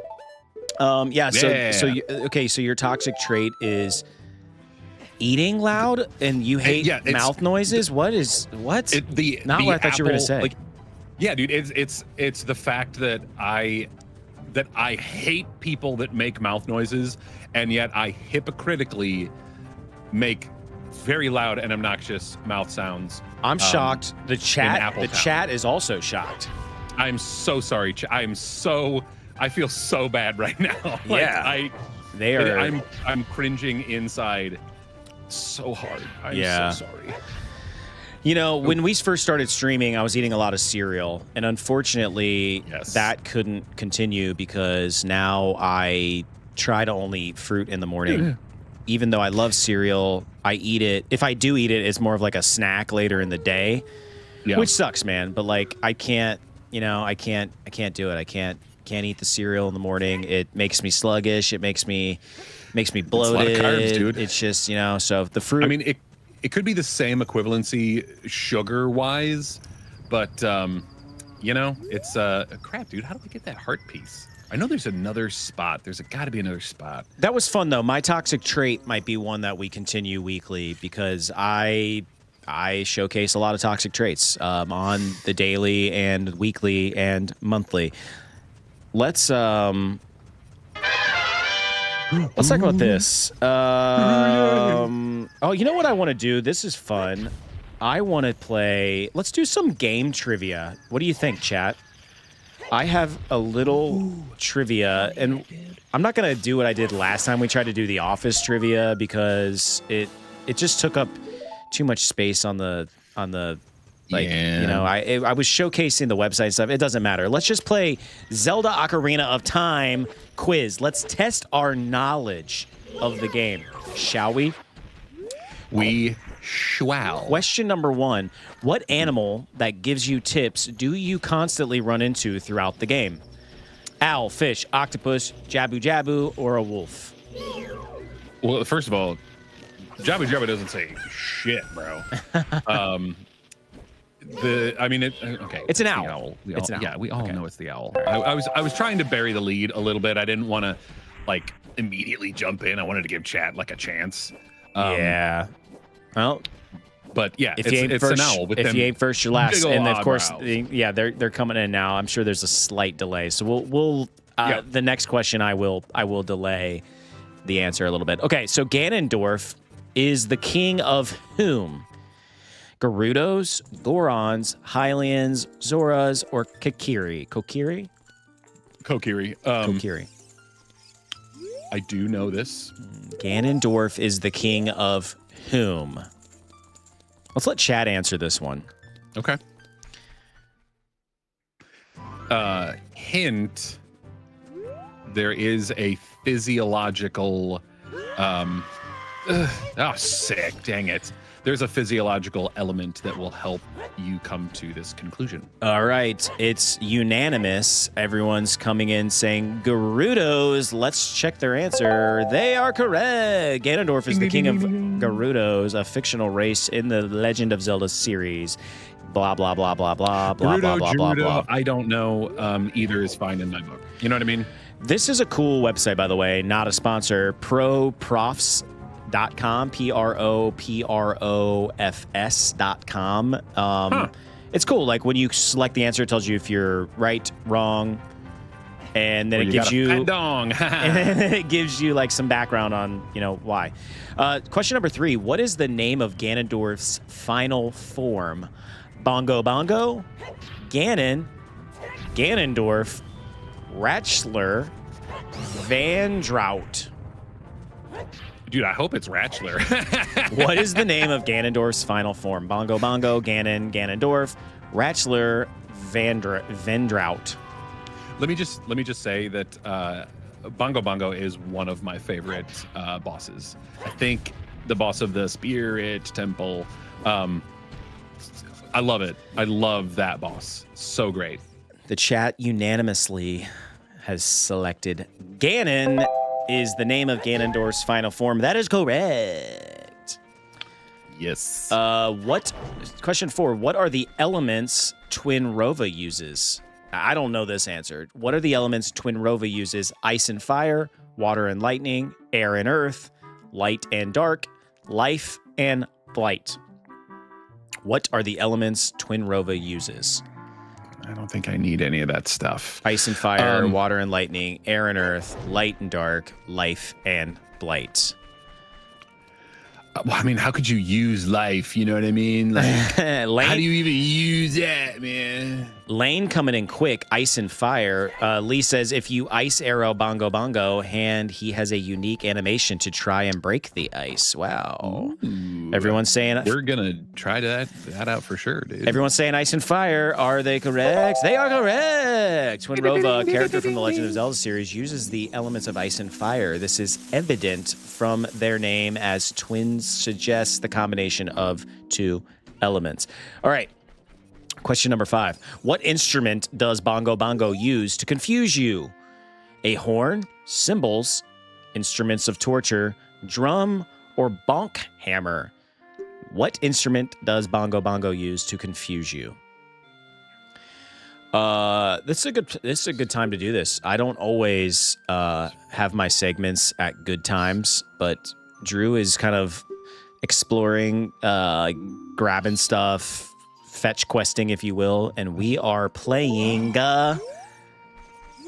Ocarina of Time trivia. Yes. What instrument does Bongo Bongo use to confuse you? There's a little bit of a mixed bag here from the chat. Drum, guitar, drum, drum. The options are horn, cymbals, instruments of torture, drum, or bonk hammer. I'm going to go with drum. That seems to be the consensus. That is correct. Bongo Bongo uses a drum to confuse you. On a big drum, yeah. And if I was using context clues, Bongo Bongo, I would say, yeah, okay. Bongo, bongo, bongo, I don't want to leave the Congo on and on and on. Number 6, what do you have to use to open the Shadow Temple door? This is good. Have we played the Shadow Temple yet, Drew?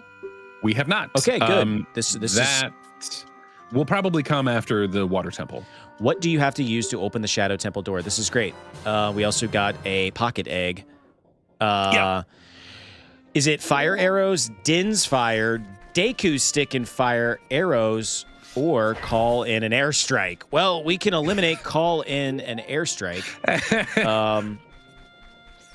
Matthew says Din's fire. We'll give the rest of the chat a couple of seconds here to... Which, actually, I need to find that. It's just a shooting gallery. Wow. You're back to... Din's fire is the consensus. That is correct.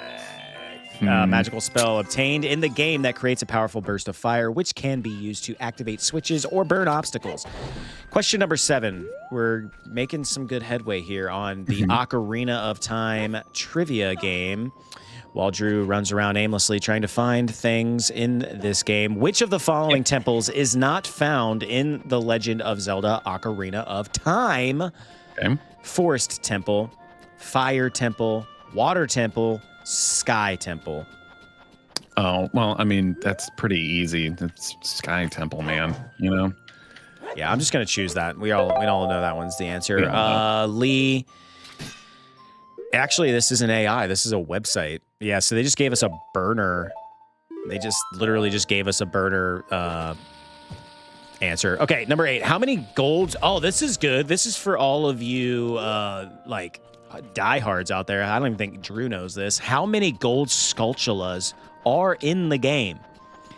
25, 50, 75, or 100? Or actually, pretty sure more than you can count is the 5th answer. Well, that answer is incorrect, but I'm pretty sure it's 100 actually.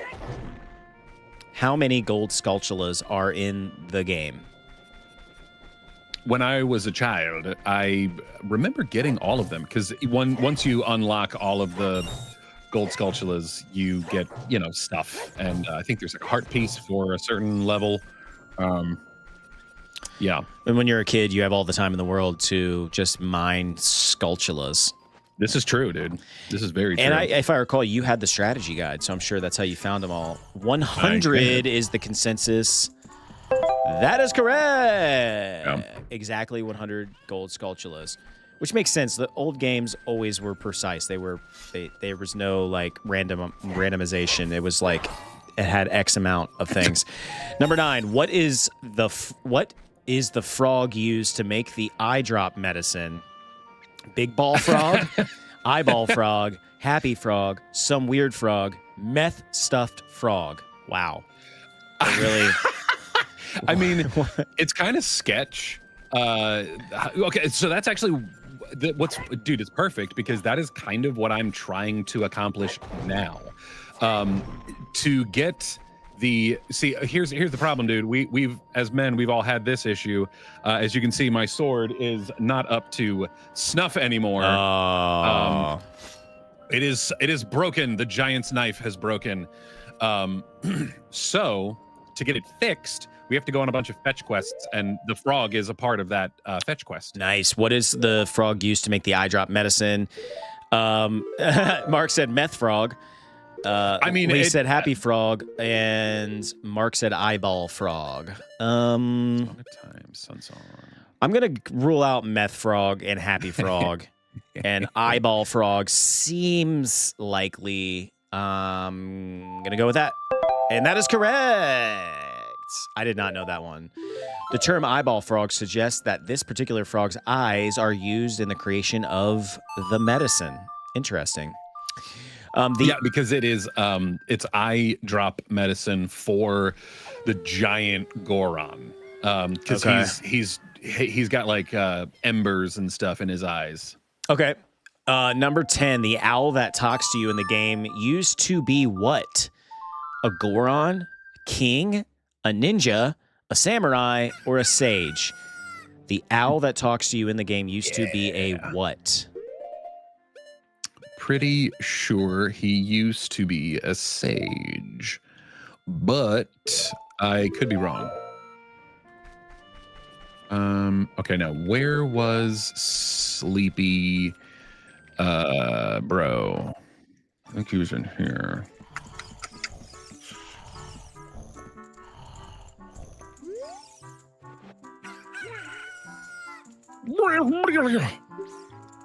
Can a person get a little shut-eye around here? Everyone's saying sage. Let's go with it. Did you save Malian? That is correct. Thanks, I'm getting back to the ranch then. The owl used to be a sage. Okay, number 11. What is the name of the Dodongo's Caverns dungeon boss in the Ocarina of Time?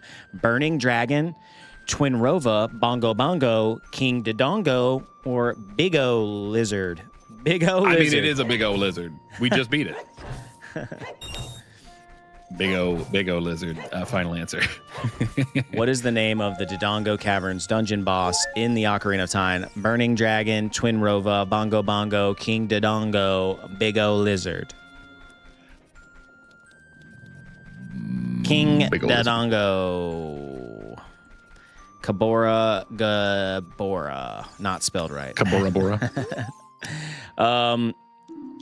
Big O Liz. I know, right? That's so funny. That's like the meth one. Big O Liz. They're giving us some throwaways here. King Dodongo is correct. This massive dinosaur-like creature rolls around the arena and breathes fire. We just defeated him. Wait. Yeah. Wrong. Yep. What weapon do you get in the water temple? This is a spoiler for us because we haven't been there yet. Hook shot, mirror shield, bottle, long shot, claw shot. What weapon do you get in the water temple? I think it's the long shot. Because the mirror shield is spirit or light. Spirit or shadow. Spirit or shadow. I think it's shadow. Okay. Chat, I'm really digging into my brain here, trying to figure out next step. Do I have to go back up to Death Mountain and show old boy that I broke his knife? Yeah, and then maybe it prompts you and tells you where to find the stuff to fix it. Right. That's kind of what I'm thinking. I did already get the chicken, and I woke up Sleepy Joe. Sleepy Joe, what do you know? Everyone said long shot. That is correct. Nice. Good. I'm excited for that because the long shot helps. I think you need it to get into the Spirit Temple because to like navigate through Gerudo Village, you gotta get that long shot, dude. Because otherwise, they're gonna be like, dude, you gotta wee, you gotta get out. Yeah, you gotta shoot it long. In The Legend of Zelda Ocarina of Time, which item is crucial for solving puzzles and accessing new areas? The hook shot, bow and arrow, boomerang, or bomb bag? In Ocarina of Time, which item is crucial for solving puzzles and accessing new areas? Okay, that's kind of a trick question because the bomb bag, you have to blow up walls and secret walls to get to the next area. By the way, The you can play the fire song and teleport. Oh, right. Yep. Well, I mean, Just a sidebar from our friend Mark Melton. Thank you, Mark, for that suggestion that Drew's not going to take because he'd rather march up that mountain, baby. Well, and plus, it is also about I don't know, padding time. Oh, nice. Okay, in The Legend of Zelda Ocarina of Time, which item is crucial for solving puzzles and accessing new areas? Hookshot, bow and arrow, boomerang, or bomb bag? I mean, all of them. That's the answer. I know. Because all of them you use to access new areas. You shoot the eyeball with the arrow. You use the hookshot. You use the bombs. Well, it looks like there's a problem with its durability, but still, how about buying this knife for... you bastard. So wait, he'll sell you the knife instead of you repairing it? Yeah, he'll sell me another one. I already bought one from him. I bought the one that broke. Wow. So he sold you faulty merchandise is what he did. Yeah, he did. So, okay. Where... Oh, yeah, it looked like you were over there pee-peeing in the corner. Drew, well, he's just, I'm waving my thing around. Drew, you got to choose because everyone has a different answer. It's bomb bag, bow, boomerang. So do you want the hook shot, bow and arrow, boomerang, or bomb bag, Drew? I'm going to go bow and arrow. That is incorrect. The answer is hook shot. The hook shot is an essential item. It allows Link to reach distant places, latch onto objects, and solve various puzzles throughout the game. They are incorrect because, yes, that's all true, but also you have to access places with bombs and with the arrows. You got to shoot the eyes. There's nothing else that works to shoot those eyes to unlock doors to move on. So... Well, number 14, what is the Shadow Temple song? Shadow of Nocturne, Minute of Darkness, Bolero of Shadow, Nocturne of Shadow, La La La Wee Woo. What is the Shadow Temple song? Shadow of Nocturne, Minute of Darkness, Bolero of Shadow, Nocturne of Shadow, La La La Wee Woo Woo. This one I don't actually know. Yeah, La La La. Ooh. This one I don't actually know. Bolero sounds familiar, but I think that's the fire temple affectation that they throw on there. But I'm also thinking of Bordello of Blood. Nocturne of Shadow seems to be... I'm going to give it another couple of seconds here for others in the chat. But, yeah, Nocturne of Shadow seems to be the consensus... Let's see what the rest of the chat comes up with. While we do that, it is vanilla, Sean. We are playing front to back. Yeah. You know, to just tickle that little nostalgia pickle from our childhoods. Bolero Shadow goes hard too, though. It does. Yeah, let's go with Nocturne of Shadow. That is correct. Okay, Mark says you have to unfreeze King Zora and have long shit to be able to do sword quests. Okay, so we're gonna have to go to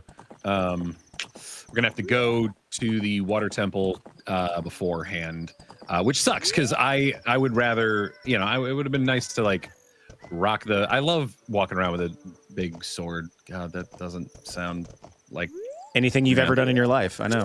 Yeah. Aha! All right, number 15. What arrow? We're almost done here. What arrow do you find in the Gerudo training grounds?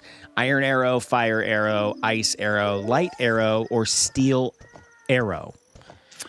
Well, you can steal some arrows while you're there, but I'm pretty sure it's the fire arrow. What arrow do you find in the Gerudo training grounds? I forget where you get the light arrow. That's later though. That's like very much towards the end. Ice arrow. Oh, is it ice?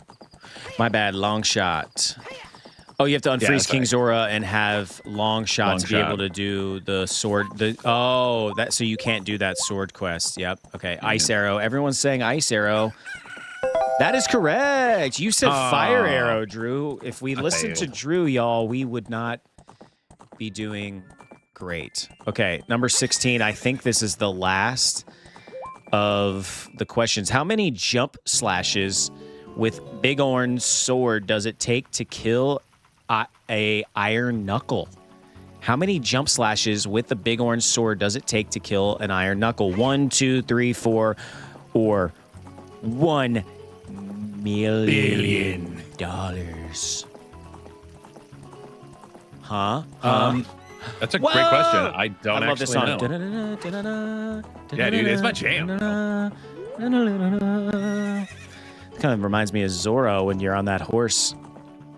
How many jump slashes with Big Orange sword does it take to kill Iron Knuckle? 1, 2, 3, or 4. We've got 2 3s and 1 4. If we don't get any more, it's conflicting. I think Drew might have to be the tiebreaker. Is it? We got multiple 3s, multiple 4s. What is it, Drew? Is it 3 or is it 4? How many slashes with Big Orange sword does it take to kill an Iron Knuckle? I'm gonna go with 3, Bob. That is correct. 3, because Iron Knuckles have a high amount of health and require multiple strong attacks to defeat. Last question. Name the temples of the Ocarina of Time. Okay. Forest, water, fire, shadow, spirit. Water, fire, Time. shadow. Forest, water, fire, shadow, what? Spirit. Uh-huh. Yeah, forest, fire, water, shadow, spirit. There's 5. And then time, sort of. I mean, if you want to get, there is a temple of time, a time temple. Oh, see, I don't like this. I got the answer wrong because I had to type in Temple of Time, Forest, Temple, Fire. I just typed in water, fire, shadow, and spirit.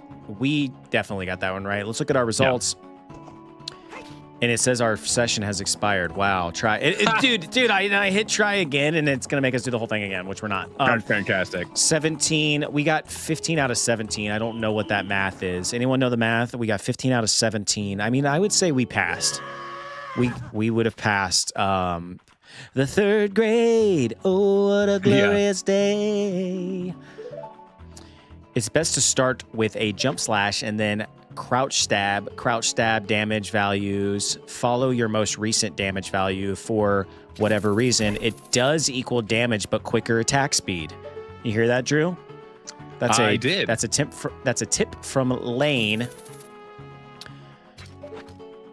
I'll read it to you again. It's best to start with a jump slash and then crouch stab damage values. Follow your most recent damage value for whatever reason. It does equal damage, but quicker attack speed. That's great advice, Lane. Thank you very much. That was Ocarina of Time. Whatchamacallit. We just played Ocarina of Time trivia. Jeez, Louise. Sometimes I just lose my train of thought and I just can't get it back for the life of me. Yeah, Drew. it's called getting old. Drew. Oh my god! I thought you were eating an egg with the shell on for a second. Like I saw the corner of my eye. I thought you were like Drew, and then just I was like, oh god, channeling your Frank from It's Always Sunny in Philadelphia. Mm-hmm. Oh god. Anyway, I don't know what kind of apples these are, but they're good. They're not as juicy as your apples, though, Drew. Yeah, dude. Cosmic Crisp it's the best apple that I have come across, and it's consistent every single time. Also, you can leave it in the fridge for like 2 weeks, and it doesn't get all mealy. It does get less juicy though. So, down A. Here's Write down. Here's some really terrible jokes prepared by AI, and this is why robots will never fully take over, because of crap like this. Hey Drew, why did the gamer bring string to the party?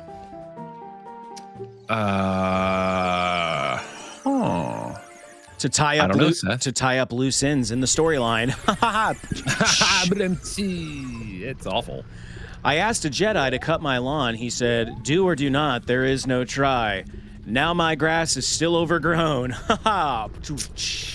Yeah. Pac-Man walks into a bar and ghosts him. Wow. Gene Pac-Man. I told my dog a joke. Now he's positively offended. All right, last one. I'm on a seafood diet. I see food and I eat it. Oh, yeah. wow. Yeah.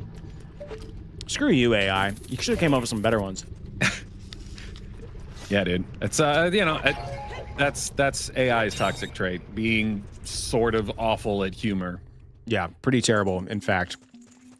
Good for other things, but I mean, I think at this point the best thing that you can use it for is like helping with grammar corrections and spelling and stuff like that, but you still have to follow up. You still have to kind of go back and you're like, no, it's not what I was saying, but fine. So you still have to like proofread your own stuff. It's tough. yeah, you can't fully trust it, you know? Yeah, it's also good for helping with writing descriptions for videos. Not that we use it for that. Oh, Lee said, I've told that seafood joke without shame. Well, I mean, yeah. Awesome. I love that. I have an actual joke for you, and Okay. I'm wondering if you'll get it or think it's funny. Okay, hit me. All right. So Sherlock Holmes and Watson are taking a little time off, so they go out camping one evening. And they're, just sort of ready Go to back. go to sleep, everything. What? Go back to that sign. Yep. Drew should try to do ISG, crouch stab in front of the sign and interact with the sign in the middle of the crouch stab.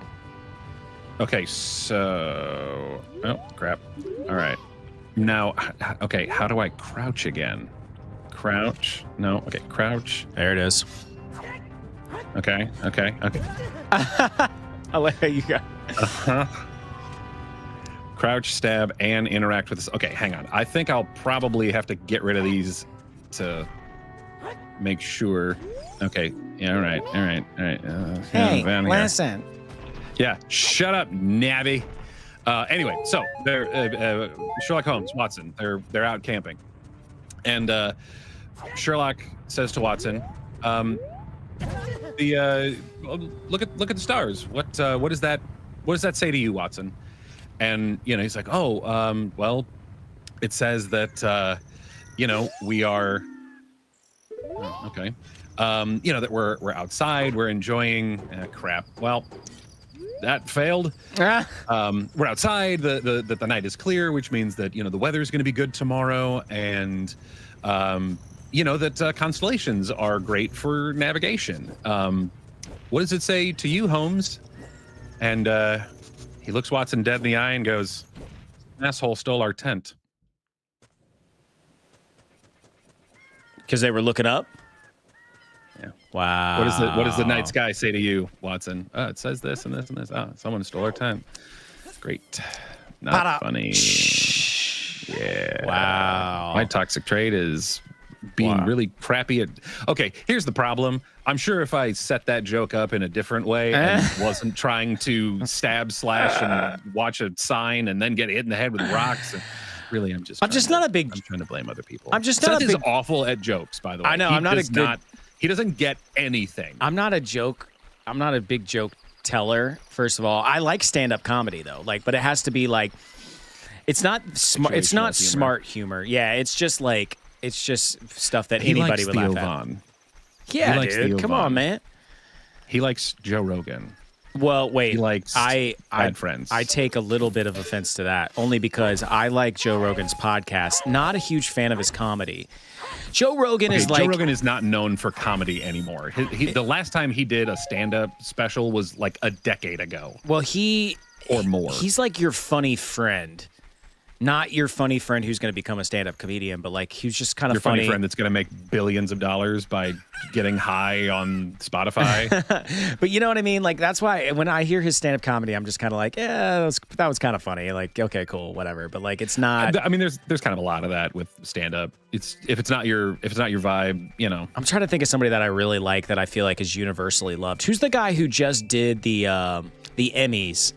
He's got that dry sense of humor. He's actually a clean comedian. He's like from the South. You know who I'm talking about, though? Yeah. God. But he basically just he's I don't know. He's just like a dad. It wasn't Bill Burr. No. But I like Bill Burr though. Like I think I like Bill Burr. Bill Burr is funny. God, what is his name, dude? Oh no. Oh God, I can. Yeah, he's kind of got bug eyes. Yeah. Yep. That's exactly who I'm talking about. I don't think I know his name. Two little crickets. Thanks, Lee. I know. Matthew says, think you can repair signs with Zelda's Lullaby. And then Mark said, Child Link and Hyrule Castle to Great Fairy for Din's Fire. Okay, Child Link, Hyrule Castle to Great Fairy for Din's Fire. Okay. Is that what you're looking for, Din's Fire? Well, I don't have any of the three magics. So I don't have any of the three magics. I just got the Giant's Knife to do the Bigoron Sword quest, which we can't really do. You know what? We're going to go fishing. I like it when you stomp around Hyrule. Well, let's. Lenny's going fishing. You know how Lenny's going fishing. You know how I want to start to wind things down. I have. Oh crap! That's not the fishing place. Oh wait, I don't know if I can go fishing. Oh wait, I have the hook shot. Can I hook shot up there? I have a list of. A list. I have a list. Where is it though? Oh, I have a list of life advice as given through the eyes of Ocarina of Time. And I feel like this is good. This is a good little... So this segment is called Game Therapy. We're going to have a little bit of game therapy here, folks, where we therapeutically use the lessons taught to us by Ocarina of Time to maybe be better human beings this week. But before we do, Lane says it's easier to do ISG if you're perpendicular to a sign. You'll know you did it right when your sword glows white. It gives you a bunch of different damage values. It's pretty cool. Huh, that is cool. I think you can get the Scarecrow guy to appear up there to hook shot to the fishing place. Yep, also didn't unlock him, so I guess he is an unlockable as a child. Oh. So if that's the case, man, I guess we're going to have to go back to the Temple of Time. And I don't have a warp song for that, so we gotta hoof it. That's all right. Let's talk about therapy. So one of the life lessons that we can learn about in Ocarina of Time is sometimes the path forward requires stepping back, Drew, which is what you're doing right now. You often return to places you've been before with new tools, a hook shot, bombs, songs as example. In life, progress isn't always linear, Drew. Revisiting old dungeons, past struggles, old wounds, forgotten goals, with new insight can finally unlock doors that were once sealed shut. Which is exactly what's happening deep, bro. Right now. Yeah, dude, that is kind of deep. I was wondering where you were. You freaking muted, and I wanted to hear you chew. That's the difference between you and I. Yeah, I can't do it, dude. It's so. I want to hear you chew. It's so audible. Chew. It's so loud. All right, fine. To get Scarecrow song, you have to make one as Kid Link, then come back as Adult Link and play the same song. Yep. Okay. Lee says some actual sage advice. That is some great advice. Someone should write this book. Another life lesson that we can learn is music is medicine. Songs in Ocarina of Time heal, summon rain, calm storms, and even open the way to the sacred realm. In life, music, ritual, and creativity soothe the mind and body. Find your song of storms, the thing that restores balance when chaos is around you, Drew. Wow. As poetry. Poetry. Everyone in the chat said, well, just Lee, but I think everyone else can agree too. We need the Drew Chew. Okay. That can be we can turn that into a segment. Drew Chew.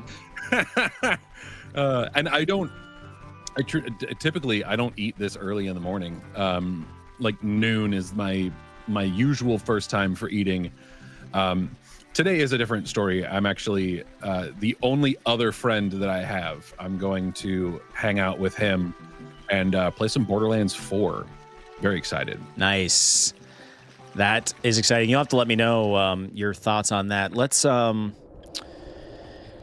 on to number 4 thing that we can learn from Ocarina. You can't carry every burden alone, Drew.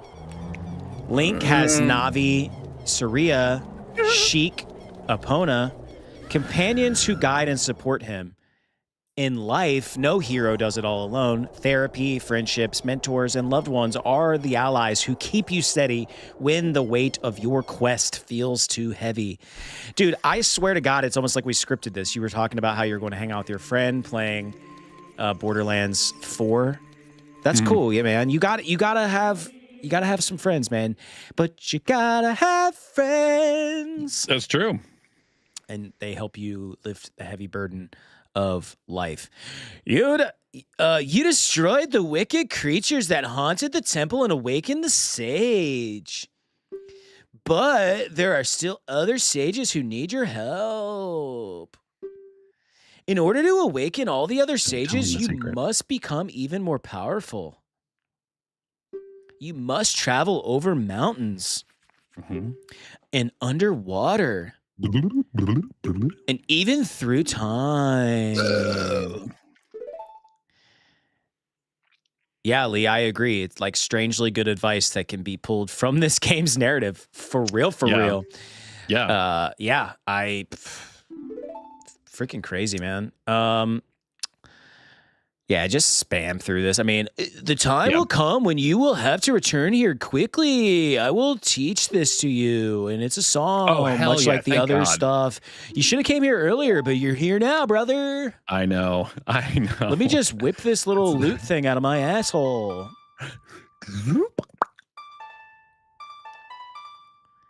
This is not as memorable of a tune as the rest of them. Sorry. Whoa. Sorry. I think I played that tune without knowing it. When we were like getting ready for a stream one day, I was like, I know this is a song. And I just played it by ear. I remember this song now as it goes into the da-da, da-da, da-da. Mark says ass harp. Oh, you learn the Prelude of Light. So does that mean we can travel back in time whenever we want? Well, no, now we can travel back here whenever we want, which we can go back in time. I just got to shove the sword in the stone and God, King Arthur myself. I thought he was gonna throw something at you, but he just it's just that nut. He just drop. What's the name of the group in Batman? That the ninja group that's bad. The Foot Clan. No, that's Turtles, bro. Yeah, the League of Shadows. The League of Shadows. He just League of Shadows that shit. Okay. That's true. As we become a child again, another thing that we can learn from this game, Drew. Small keys open big doors.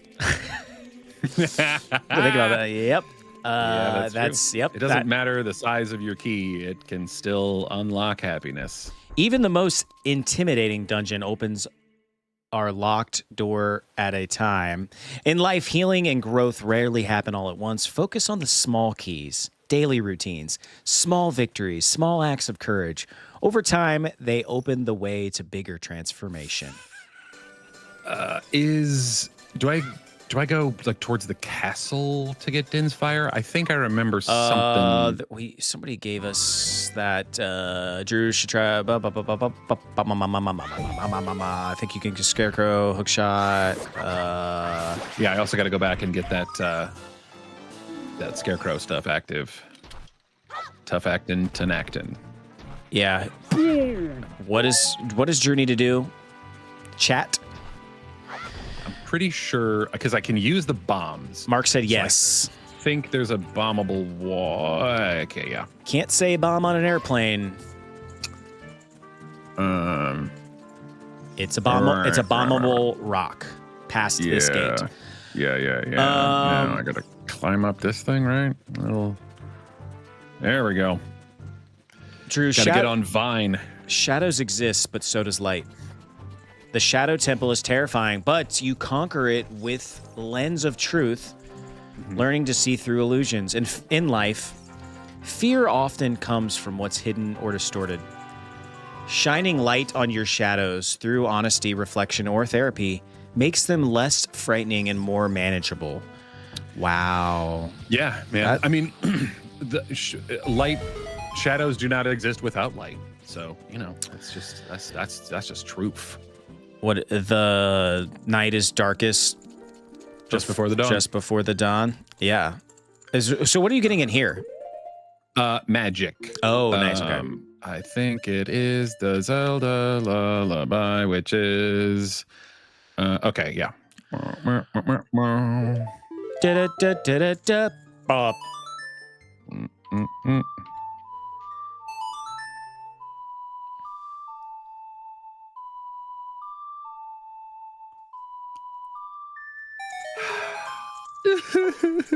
I like how there's like a moment of silence there. Wowzer. Whoa.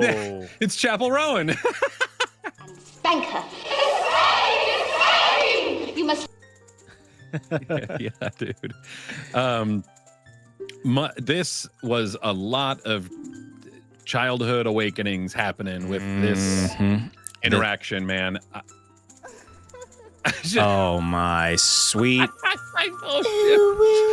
Can we get a? Oh my god. Can I get a? Oh yeah. Oh yeah. There we go. Look at that. Din's fire. It's a fireball. It engulfs everything. It attacks. It's attack magic. So, will you devote yourself entirely to her for the rest of your life? Yes, I will. Yes, I will. Oh my god. Yeah, dude. Oh, when battle has made you weary, come see me. The darker the night, the brighter the stars. That's right, Lee. Yeah, and I love that, man. I love when you're like really far out and you can see just all of the constellations, man. It's just so beautiful. Far out. Mark says she can put someone's eye out with those. Very true. Very like Madonna-esque, polygonal pointies. Dude, Lee said, seriously, we were so hard up back then. The triangle chest got us acting up. Yeah, dude. Well, and if you remember, Lara Croft, dude, with that polygon chesticle attack, man, like we were just thirsty children, man. Those polygon cans. All right, last one here, and then I think, what do you think, Drew? Like, are we going to wrap it up with one last final word of wisdom? Well, let's make it to the Scarecrow. We're gonna. Oh crap! I gotta. Man, I'll tell you, man. I'm the worst player. I have to always look up these songs. It's because I go weeks without playing this. Yeah. So. That's fair. That's fair. Let's wrap up this portion of the segment. Final words of wisdom from Ocarina of Time. This has been a nice little therapy session. I think we can all agree. The last thing we can learn here is the world needs you, but so do you.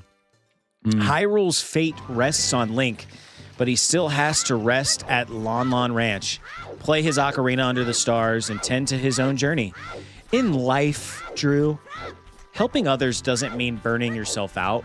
Your personal well-being is part of the quest, not a distraction from it. Well, I mean, talk about burning out, man. One of the reasons why I wasn't on stream last week, there was other reasons, but one of them was because there was a time conflict with Seth and I, and there was like, oh well, we could either do it earlier or we could do this or we could do that, and I just couldn't, dude. I was like, yeah, sure, but I think Seth knew that like my heart wasn't in it, and so he gave me the day off, which was great. I and I know that sounds so dumb, but like it was great. Okay, I guess it has to be like night for that Jagmo to talk to me. He's on a mission. But no, dude, I have been burning the candle at both ends and not really taking like great care of myself. And that's not good. You have to have those moments of light levity. Just, you got to give yourself an opportunity to just not do things. I've,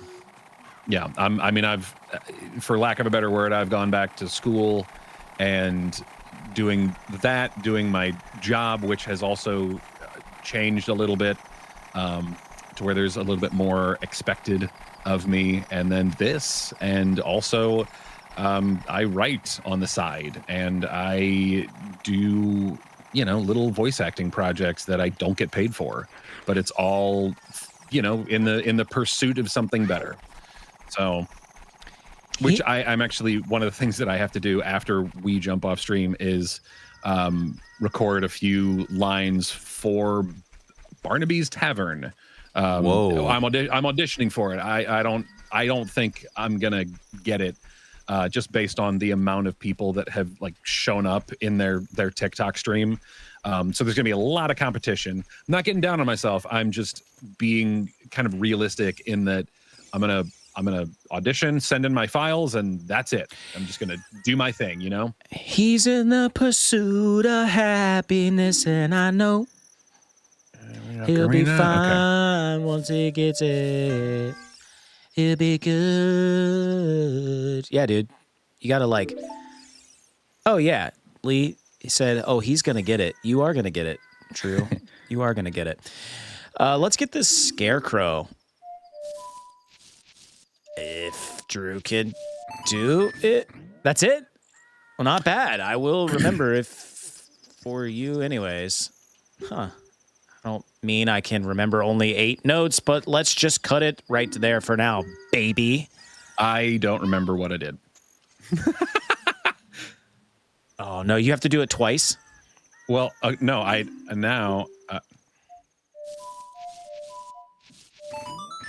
okay.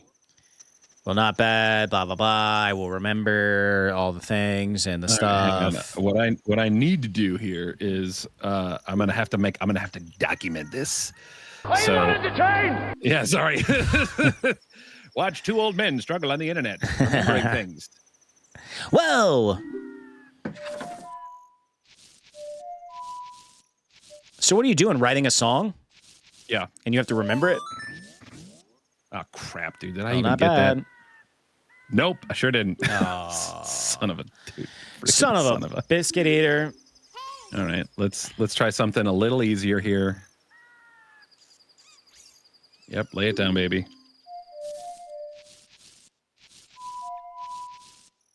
All right, hang on. Got to get the camera ready. You got it. Okay, that was up. So he didn't like that. It wasn't 8 notes. That's all. Well, the first one I did, I just spammed the A button. He did not like that. Oh yeah, that's when he spun around like a top. Yeah, dude, he's sitting on that sucker and spinning, bro. Okay, so does this become the Scarecrow song? That has become our Scarecrow song, I think. Oh. I'm pretty sure. Yeah, Matt said seen people hammer the A button just to be quicker. But didn't you try that? I did, and he was like, "Nah, dog. Hang on, let's try this again." See, he didn't like it. But picky little booger. That's right, Lee. So did that just screw it up? Do you have to redo it? Maybe. I think you have to redo it. Okay. You little heart piece, you. You're getting so many heart pieces, I can't even depict them on the vertical stream.